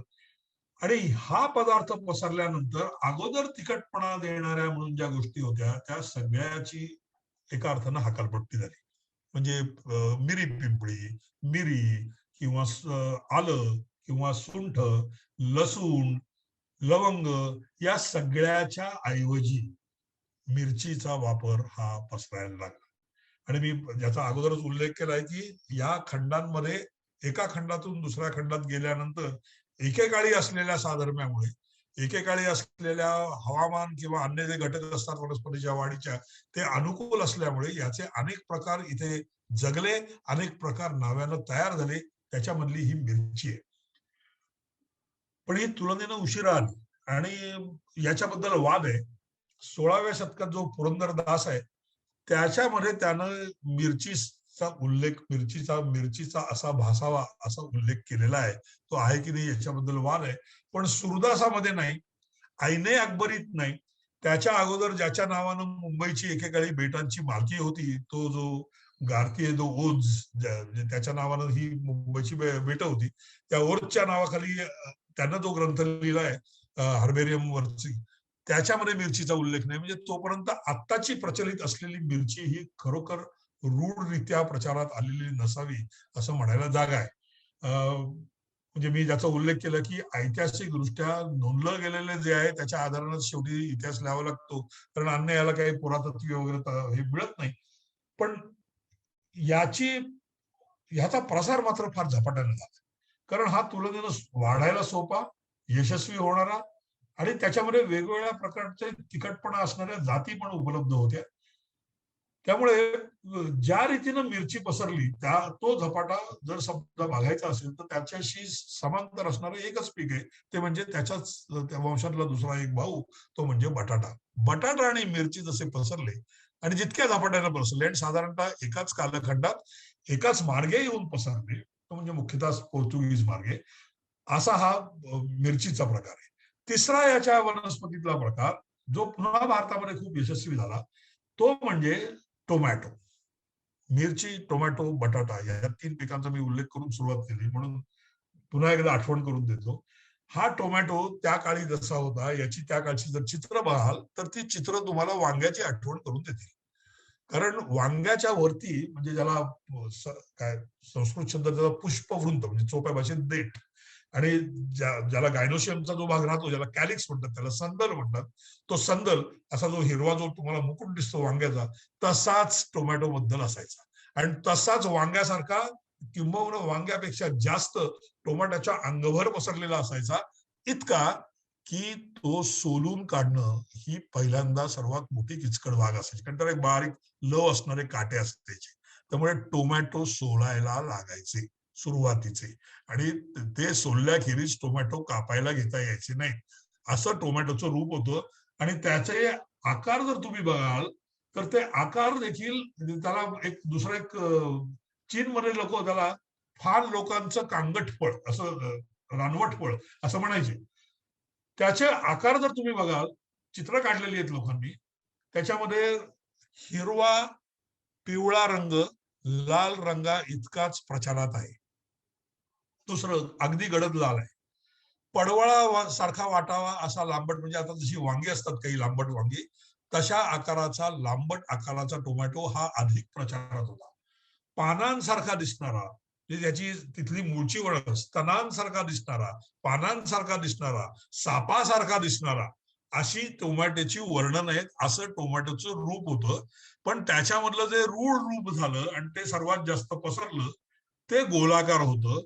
इतकं की त्याला गोजे फारंगी, गोजे म्हणजे परत गोल, असा पर्शियन भाषेमधला शब्द आहे. तर हे रूप बदलत बदलत तुम्हाला आज जो टोमॅटो दिसतो, त्याच्यामध्ये हा जो वरती दिसणारा देठाचा किंवा संदली भाग जो आहे, तो इतका छोटा झालाय की त्याचं पान बऱ्याचदा तुम्ही विकत घेता त्यावेळेला तिथं शिल्लक देखील नसतं. देठ सहजी खोडून टाकता येत असतो. हा पूर्वी देठ सहजी खोडता न येणारा असा टोमॅटोवरती घट्ट पसरलेला असायचा वांग्यासारखा. हे रूप जे बदललं ते मुख्यतः सिलेक्शनमुळे बदललं. आणि हे सिलेक्शन मध्ये बदलताना टोमॅटोचं रूप देखील बदललं. आणि रूप बदललं म्हणजे स्वादाच्या अर्थानं रूप बदललं. आपल्याला बऱ्याचदा माहिती नसतं की टोमॅटोमुळे चव येते कशामुळे. आणि टोमॅटोमध्ये एक प्रकारचा ऍसिड असतो, त्याला ग्लुटॅमिक ऍसिड म्हणतात. हे ग्लुटॅमिक ऍसिड काही प्रमाणात मांसामध्ये पण असतं. आणि तुम्हाला मांसाचा तो फ्लेवर जर वाढवायचा असेल तर त्याच्यामध्ये टोमॅटो घातला की तो फ्लेवर वाढतो. त्याच्यामुळे झालं असं, जेव्हा पोर्तुगीज लोक आले आणि ते टोमॅटो वापरायला लागले, त्यावेळेला एक रंग आणि दुसरं त्याचा पाककृतीमध्ये होणारा वापर, याच्यामुळे गोव्यामध्ये टोमॅटोचं पडलेलं नाव हेच मुळी मांसाचं फळ असं होतं. टोमॅटो हा शब्द प्रचलित नव्हता. केव्हा प्रचलित नव्हता? तर अगदी अलीकडेपर्यंत 19व्या शतकाच्या अखेरीपर्यंत गोव्यामधले अनेक लोक त्याचा उल्लेख मांसाचं फळ असंच करायचे. कारण त्यांनी तो तसाच बघितला होता आणि त्यासाठीच तो पोर्तुगीजांमुळे गोव्यामध्ये जास्त लोकप्रिय होता, वापरामध्ये होता. आणि याच्यामधले काही केमिकल आहेत. उदाहरणार्थ फिनरॉल नावाचं केमिकल असतो, त्याला एक विशिष्ट प्रकारचा वेगळा स्वाद मिळतो. हे फिनरॉल स्ट्रॉबेरी आणि अननसामध्ये असतं. त्यामुळे त्याच्या जे शेड्स तुम्हाला टोमॅटोमध्ये असतात, त्या शेड्स जर तुम्ही साल काढून टाकलं तर जातात. त्यामुळे सालासकट टोमॅटो वापरणं आणि साल काढलेला टोमॅटो, कारण आपल्याला ते साल म्हणजे चोथा वाटतो, तोंडात येतं, दातात अडकतं, अशा ज्या तक्रारीसाठी म्हणून तो टोमॅटो थोडा वेळ असा उकडल्यासारखा करायचा, म्हणजे त्याची पटकन साल निघून जाते आणि मग उरलेला टोमॅटो वापरायचा. अशी सध्या खूप लोकप्रिय फॅशन होती. कालांतराने लोकांच्या असं लक्षात आलं की सॉस ह्याच्यात सालीसकट केला तर त्याची चव वाढते. त्याचं कारण हे फिनरॉल. म्हणून मग तो राहिलेला जो चोथा असायचा, तो चोथा परत अजून जास्त मिक्सर मधून बारीक वाटून घ्यायचा आणि मग तो त्याच्यात मिसळायचा. अशी फूड प्रोसेसिंग मध्ये पण पद्धत ही मुळात झाली. ही सर्व क्विझिन लोकांनी केलेली आहे. पण कवी आहे तांबडी फळं याचं एक वर्णन, म्हणजे मी जे एवढं धाडसीपणानं सांगतोय, याचा पुरावा म्हणून तुम्हाला सांगतो. एक अनंत कागबा पियोळकर नावाचे फार मोठे इतिहासकार होऊन गेले. किंवा गोव्यामधले पिसुर्लेकर आणि प्रियोळकर ही जोडी आहे. पिसुर्लेकरांचं थोरवी अशी की पोर्तुगीज भाषेमधले अनेक जे रेकॉर्ड्स होते ते उपलब्ध नव्हते. तेव्हा झेरॉक्स बिरॉक्सची काही सोय नव्हती. मग प्रती करायच्या त्या कशा करायच्या, हाताने लिहून करायच्या. हे बिचारे दिवसभर त्या विशेष परमिशन त्यांनी मिळवली गोव्याच्या इतिहासासाठी मिळून, आणि त्यांनी पानाच्या पानं लिहून काढली, कॉपीज केल्या त्याच्या, जे रिलेव्हंट वाटलं त्याच्या. पण आता हे एवढं त्यांनी लिहून काढलं, कॉपी केल्यानंतर त्या छापून पण घेतल्या. वापरणार कोण? तर वापरणारे हे त्यांचे महत्वाचे पहिले दुसरे त्यांच्या पिढीतले शिष्य, म्हणजे हे अनंत कागबा प्रियोळकर. त्यांना अर्थातच पोर्तुगीज लॅटिन उत्तम यायचं. तर त्यांनी स्वतःच्या आठवणी काही लिहिलेल्या आहेत, म्हणजे आठवणीबद्दल लेख लिहिलाय. खरं एक हिंदुस्थानचे 2 दरवाजे नावाचं फार सुंदर पुस्तक आहे. इतिहासावरचं पुस्तक आहे. मुख्यतः अनंत कागबा हे फार मोठे इतिहासकार आहेत.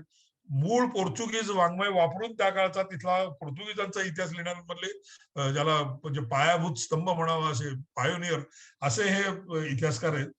त्यांनी असं लिहिलंय. म्हणजे मी प्रियोळकरांच्याच भाषेमधलं जे आहे ते वाचून दाखवतो. त्या काळी म्हणजे हे 1905च सांगतायत, त्यावेळेला प्रियोळकर लहान होते, अजून मुंबईला यायचे होते.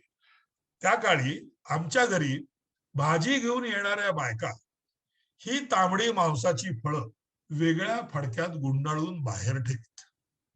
आम्ही त्यांना मांसाची फळेच म्हणत असू, कारण ख्रिस्ती लोक मांस शिजवताना ही फळं घालत. खेरीज त्यांचा अवतार म्हणजे बैल किंवा डुकराच्या मांसाचे वाटोळे गोळे असावे असाच त्याचा अवतार होता. ज्या पाठीत ही फळं असत त्या पाठीतली भाजी ही विटाळलेली भाजी समजली जायची, म्हणून आम्ही त्या भाजीवालीला हाकलून देत असू. मग भाजीवाल्यांनी काय उपाय शोधला, तर ते त्याची वेगळी पाटी करायचे, ती पाटी बाहेर ठेवायची आणि उरलेली भाजीची पाटी ही घरात घेऊन यायची. आणि म्हणजे त्या ज्या पाठीत ही फळं असतील त्या पाठीतली भाजी विटाळली म्हणून आम्ही त्या भाजीवालीला हाकलून देत असू. बाजारात गेलो तर ज्या पाठीत ही मांसाची फळं असत त्या पाठीतली भाजी कितीही स्वस्त असली तरी आम्ही ती न घेता सोवळ्या पाठीतील महाग भाजी विकत घेत असू, असं लिहिलेलं प्रियवंत. ही एक हिरवी आणि पिकल्यावर लाल होणारी फळभाजी आहे हे कळायला मला 300-400 मैल दूरवर म्हणजे मुंबईला यावं लागलं. आणि ते कसं, तर ते एका तिथल्या खानावळीत गिरगावामधल्या जेवत होते. भाजी आवडली म्हणून खानावळवाल्याला विचारलं, का हो ही कुठली भाजी? तर ती म्हणली, तुम्ही परवा नाही का ती कोशिंबीर तुम्हाला वाढली, ती कच्ची असतात तेव्हा अशी दिसतात, तेव्हा त्याची भाजी अशी होते. तेव्हा कळलं की ही आधी हिरवी असतात आणि मग लाल होतात.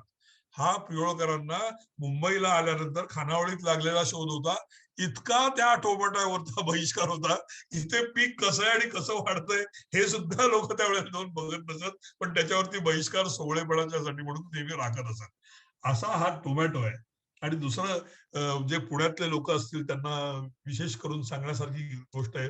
मुंबईत हे झालेलं असणार, पण मला काही याचा लेखी उल्लेख आणि पुरावा माहिती नाही. पुण्यातला नक्की माहिती आहे म्हणून सांगतो. आमच्या पुण्यामध्ये इराणी रेस्टॉरंट निघाली, 2 निघाली. एक गुडलक 1929 साली निघालं, ते डेक्कनवरती निघालं. आणि त्यावेळेस डेक्कनवरती एकच कॉलेज होतं, ते म्हणजे फर्ग्युसन कॉलेज. आणि तिथे साहेब लोक पण राहायचे, यायचे वगैरे वगैरे. सर्व सोपस्कार विद्यापीठामध्ये जाणारे व्हाईस रिगल रॉयल आत्ताची विद्यापीठाची इमारत आहे, तिथं तो गव्हर्नर जनरल राहायचा. तर तिथे ऑमलेट मिळायचं. आता हे ऑमलेट लोक विशेषतः पुण्यामधले माझ्यासारखे ब्राह्मण जातीत दुर्दैवानं सुदैवानं जन्मलेले टार्गेट लोक तिथे जाऊन चोरून खायचे. पण आता हे बाहेर जेव्हा पुण्यामध्ये तिथे फर्ग्युसनशी स्पर्धा करणारे कॉलेज निघाले, त्या कॉलेजचं नाव सर परशुराम महाविद्यालय, म्हणजे जे टिळक रोडला तुम्हाला जे दिसतं ते एसपी कॉलेज. त्या एसपी कॉलेज भोवती अर्थातच मग त्यासारखं हॉटेल निघावं अशी तिथल्या तरुणांची बाजारपेठ होती.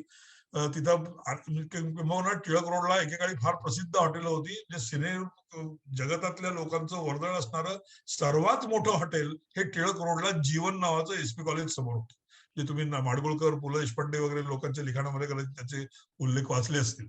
तर मग तिथे हे जे रेस्टॉरंट निघालं तेव्हा चहा सुद्धा लोक चोरून प्यायचे. पितळी कपात दिला जायचा ब्राह्मण लोकांना चहा, पण त्या धातूमुळे संसर्ग विटाळतो अशी धारणा असायची. तर मग तिथं अशा सारखा जो पदार्थ तयार झाला, तो पदार्थ म्हणजे डाळीच्या पिठामध्ये टोमॅटो घालायचे आणि साधारणतः तसंच दिसणारं धिरडं, त्याला ऑमलेट म्हणायचं. म्हणून टोमॅटो ऑमलेट नावाच्या पदार्थाचा जन्म पुण्यात तर नक्की असा झाला हे मला माहितीये. अन्यत्र झाला नसेल अशी काही मी छातीटोक सांगत नाही, पण अशी मुंबईचा इतिहास माझ्या काही कोणाच्या वाचनामध्ये आलं निदान झाला असेल पण लोकांनी लिहिला नसेल. पण पुण्यात टोमॅटो आणि ऑमलेट अशी जी काही जे काही लग्न लागलं ते मुळात या टोमॅटोचा वापर आता एका अर्थानं रूढ झालाय, पण अंड्याचा वापर काही अजून रूढ झाला नाही. लक्षात घ्या, पुण्यामध्येच नव्हे भारतभर ज्या बेकरी निघाल्या त्या देखील जातवार बेकरी निघाल्या. अय्यंगार बेकरी तुम्हाला माहिती असेल. पुण्यामधली जी हिंदुस्तान बेकरी आहे ती मेंदळ्यांची, म्हणून तिथला पाव पुण्यातले ब्राह्मण खात असत. अन्यत्र असलेले बेकरी मुख्यतः मुसलमान किंवा पारशी लोकांची किंवा ख्रिश्चन लोकांची असेल. त्यामुळे तिथला केक, तिथली बिस्कुट किंवा तिथला पाव न खाण्याची पुण्यामध्ये प्रथा होती, 1950 सालापर्यंत होती. तर तसं हे टोमॅटो ऑमलेट, इतका हा टोमॅटो हा जाऊन रूढ झाला आणि त्यानं अनेक प्रकारचे बदल आपल्या पाककृतीमध्ये, पाककलेमध्ये घडवले, ज्याचा मी अगोदर उल्लेख केलाय. आंबटपणाचा म्हणून असणारा स्रोत आणि एकाच वेळेला भाजी आणि आंबटपणा देणारं हे अलौकिक फळ म्हणून जे काही विसावलं आणि रुढावलं, त्याच्यामुळे टोमॅटोचा इतका मोठ्या प्रमाणात वापर झाला. त्यामुळे एकाच कुळातल्या म्हणाव्या अशा 4 वनस्पती. एक प्राचीन जशीच्या तशी होती तशी. उरलेल्या 3 तुलनेनं म्हणजे फक्त 450-500 वर्षापूर्वी आल्या. बटाट्याला पूर्वी फक्त सुरती बटाटाच म्हणायचे.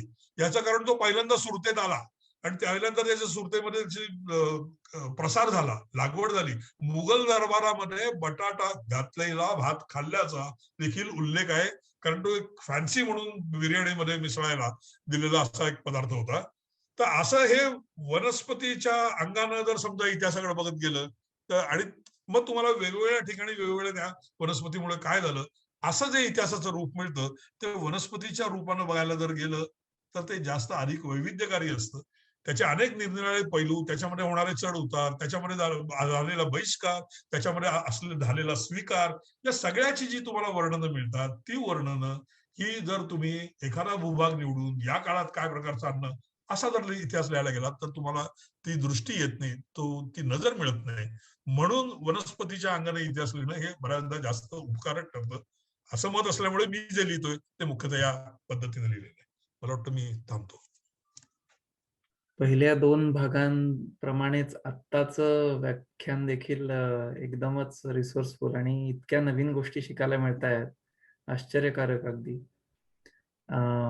तर खूप खूप धन्यवाद आपले सर, तुम्ही आम्हाला वेळ देता आणि इतक्या सुंदर माहितीने इतकी छान व्याख्यानमाला आहे की लोक सुद्धा अगदी मंत्रमुग्ध होतात. सो त्याच्यासाठी खूप खूप आभार. तर मी प्रश्नोत्तरांसाठी ओपन करेनच आता. त्याच्या आधी इथे काही जण हात वर करतायत. दामले काका, तुम्हाला प्रश्न विचारण्याचा आहे असं दिसतंय कोण? ओके. तुम्ही बटाट्याचं सांगितलं, पण आयर्लंड मधल्या बटाट्यामुळे आणि बटाट्याच्या दुष्काळामुळे अनेक आयरिश लोक अमेरिकेत आले. त्याबद्दल थोडं सांगाल का? कारण तुम्ही जे म्हणताय की आयर्लंडने बटाटा केव्हा गेला, त्याचं मला इंटरेस्ट आहे. बोला. आयर्लंड मधला गेलेला बटाटा हा आपल्या आधी होता, पण साधारणतः सुमार एकच आहे. कारण मुळात पोर्तुगीज आणि स्पॅनिश लोक हे दक्षिण अमेरिकेत पोहोचल्यानंतर ते मुख्यतः पहिल्यांदा स्पेनमध्ये पसरलं, पोर्तुगालमध्ये पसरलं आणि मग तिथून उरलेल्या युरोप खंडात पसरलं. त्यामुळे पोर्तुगाल, स्पेन ते आयर्लंड या प्रवासामध्ये साधारणतः 50 वर्ष तरी कमीत कमी गेली असतील. मुख्यतः पसरलं ते जर्मन लोकांनी. हे जर्मनिक लोकांचा इंग्लंडची तुलनेनं फ्रेंच आणि जर्मनांचा जसा संबंध होता त्यांच्या मार्फत ते मुख्यतः पसरलं. आयर्लंडचा स्वतंत्र बटाट्याचा इतिहास उपलब्ध आहे. त्याचा जो मायग्रेशनचा इम्पॅक्ट मी तुम्हाला जो झाला तो मी सांगितलं. याच्याखेरीज आयर्लंडचा बोलायचं म्हटलं तर मग तो अजून एक वेगळाच इतिहास आहे. कारण मग त्याच्यामध्ये तिथली जमीनदारी पद्धत काय होती, त्यांना जो कारण काय होतं, हे आयरिश लोकांचं स्वतःसाठीचं अन्न होतं.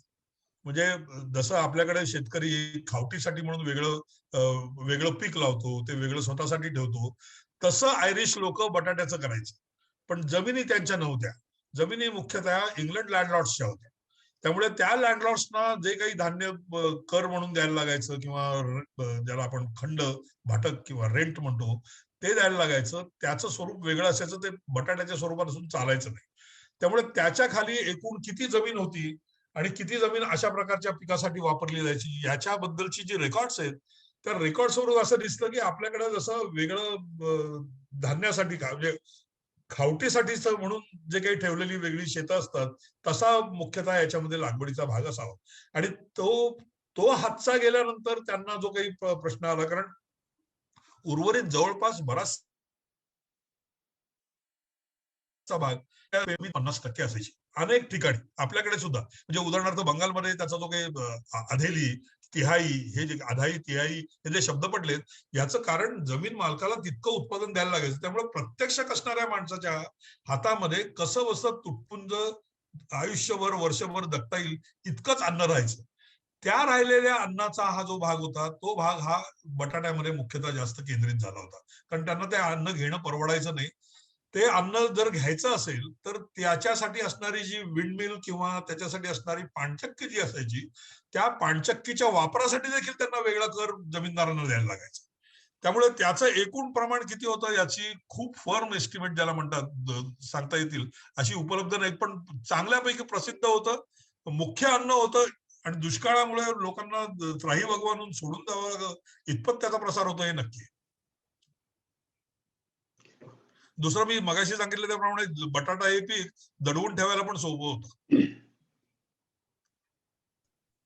सर मग हे सर्व जे पदार्थ युरोपीय विशेषतः पोर्तुगीजांबरोबर ती भारतात आले, तर त्याच्या आधीचे भारतातल्या लोकांच्या आहारामध्ये कुठल्या प्रकारच्या भाज्यांचा जास्ती वापर, म्हणजे रोजचं काय जेवण होतं मग? भरपूर होतं. म्हणजे तुम्ही नुसत्या पालेभाज्या, मी मागच्या वेळेला चरकाचा जे उल्लेख केला त्याच्यामध्ये शाकभाजी म्हणून जे प्रकरण आहे, त्या शाकभाजीचं जर तुम्ही यादी बघाल, ती यादी खूप मोठी आहे. तरी सुद्धा एक प्रकारची समस्या तेव्हाही होती. या सगळ्या ज्या भाज्या आहेत, या ऋतुमानाप्रमाणे बदलणाऱ्या भाज्या आहेत. ऋतुमानाप्रमाणे बदलणाऱ्या भाज्या असल्यामुळे कोणत्या भाज्या या टिकवून ठेवता येतात, कोणत्या भाज्या रूपांतरित उदाहरणार्थ वाळवून ठेवता येतात, कोणत्या भाज्यांचं लोणचं घालता येतं. आणि आपण आता समजतो त्यापेक्षा भाज्या टिकवून ठेवायचे खूप प्रचारात असलेले रूप होती. एक रूप जे का माहित नाही पण आता तितकंसं लोकप्रिय राहिलं नाही, ते म्हणजे वेगवेगळ्या प्रकारच्या भाज्या पिठात मिसळून त्याचे सांडगे तयार करून ठेवणं. हा भाज्या टिकवण्याचा खूप रूढ प्रकार होता. अजूनही राजपूत लोक, खानदेशातले लोक, राजपूत म्हणजे राजपुतान्यातले अर्थानं राजस्थानी लोक याचा खूप वापर करतात. राजस्थानामध्ये तर भाज्या मुख्यतः वाळवून ठेवलेल्या भाज्या हाच भाज्यांचा मुख्य प्रकार मानावा इतपत त्याचा वापर, या तंत्रज्ञानाचा वापर केला जातो. हे त्याच्या ऋतुमानानुसार होणाऱ्या कमी जास्त पुरवठ्यावरचा उपाय म्हणून, म्हणजे त्यावरती आधारित पण फार पूर्वीपासून त्या वापरामध्ये त्याची पद्धत आहे. भारतामध्ये तुलनेनं असणारी अशा प्रकारच्या खाद्य, ज्याला शाकभाजी किंवा पालेभाजी आपण आता ज्याला म्हणतो, त्या हरित भाज्या यांची मुबलकता ही खूप होती. काहींची अर्थातच तुलनेनं खूप जास्त होती, काहींची कमी होती. मी मागच्या वेळेला मला वाटतं बोलताना मी उल्लेख केला, काहींचं वर्चस्व म्हणजे काही प्रकारच्या भाज्यांचा आढळ आणि वापर इतका होता की त्या पालेभाजीचा पर्याय शब्द म्हणून वापरल्या जायच्या. उदाहरणार्थ पेशवाई दप्तरामधला पालेभाजीचा पर्यायी शब्द हा मुख्यतः टाकळा आणि पोकळा, टाकळा, पोकळा व इतर असं लिहिलेलं असतं. याचा अर्थ त्यांच्याकडे माठ नव्हता का, तर होता. त्यावेळेला अन्य पालेभाज्या, मेथी नव्हती का, तर होती. पण सगळ्या पालेभाज्यांचं थोडक्यात लिहायचं कागदोपत्रीचं वर्णन काय, तर टाकळा आणि पोकळा, म्हणजे तांदूळच्या वर्गातला जो असतो तो पोकळा. असं जे रूप तुम्हाला आढळतं त्याच्यावरून भाज्यांची उपलब्धता, विशेषतः भोपळावर्गीय भाज्यांची उपलब्धता, शेंगावर्गीय भाज्यांची उपलब्धता आणि पालेभाज्यांची उपलब्धता ही भारतामध्ये अतोनात होती.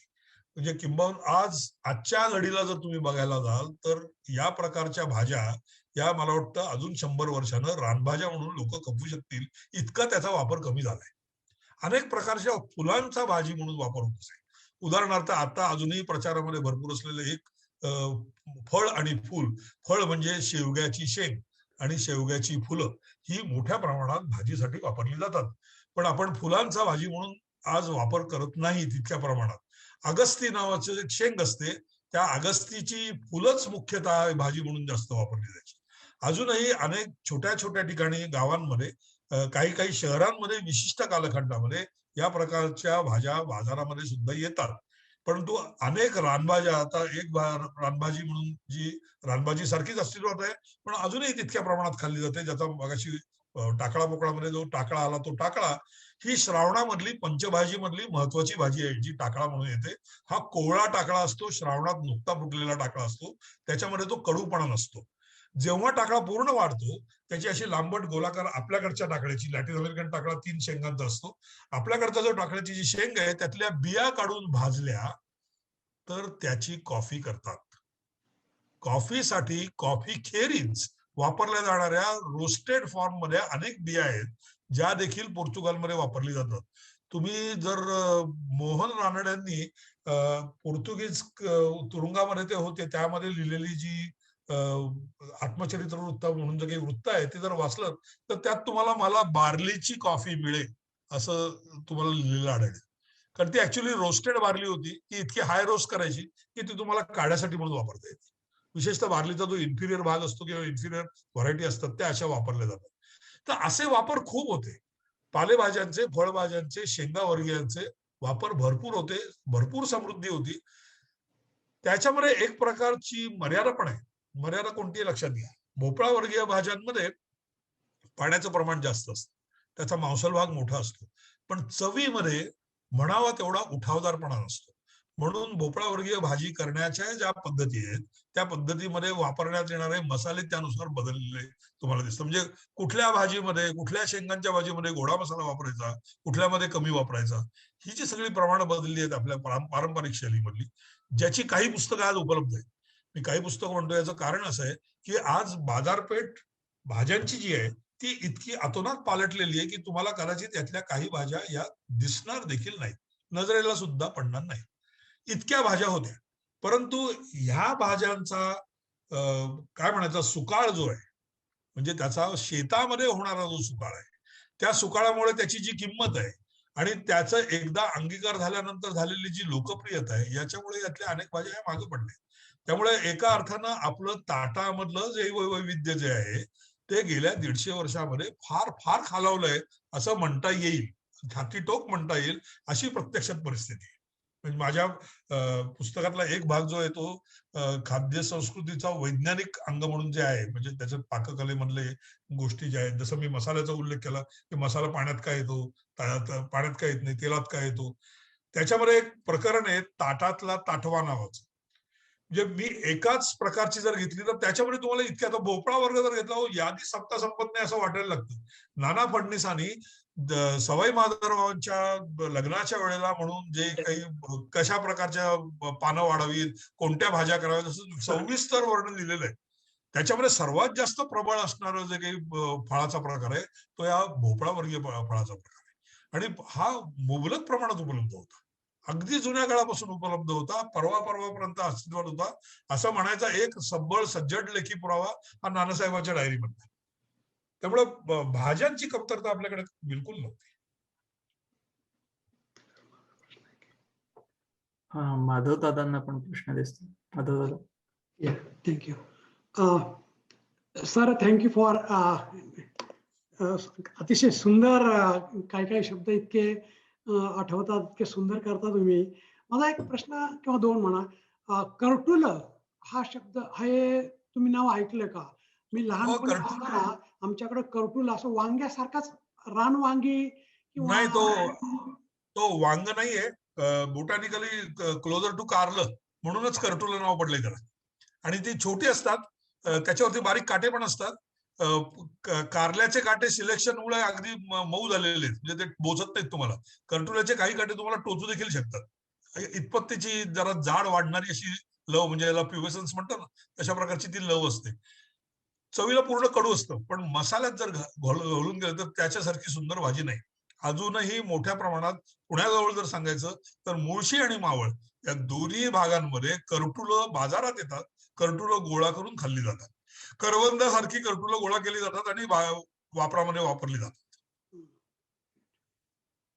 थँक्यू. आमच्याकडे लहानपणी मी बांधावर किंवा अशा दगडाच्या पाठीमागे रानटी पीक आहे, करवंदासारखंच रानटी पीक आहे. आलं की तोडून घ्यायचं आणि वापरायचं. जसं करवंद कोणी लोणच्यासाठी म्हणून करवंदाची लागवड केली असं अजूनही दिसत नाही. थोडीफार कोकणात होते आता, नाही असं नाही, पण अजूनही करवंद रानटी म्हणूनच घेतो. अजून आमच्या पुण्यामध्ये शिवाजीनगरमध्ये जे भांबुर्डा वनविहार आहे इतकं शहराच्या मध्यात, तिथे देखील करवंद आहे. आणि ती आता इनफॅक्ट त्याची हळूहळू पिकायला लागलेली आहे. जरा उशिरा पिकतात पुण्यातली करवंद, लेट करंट असतात पुण्यातली असल्यामुळे.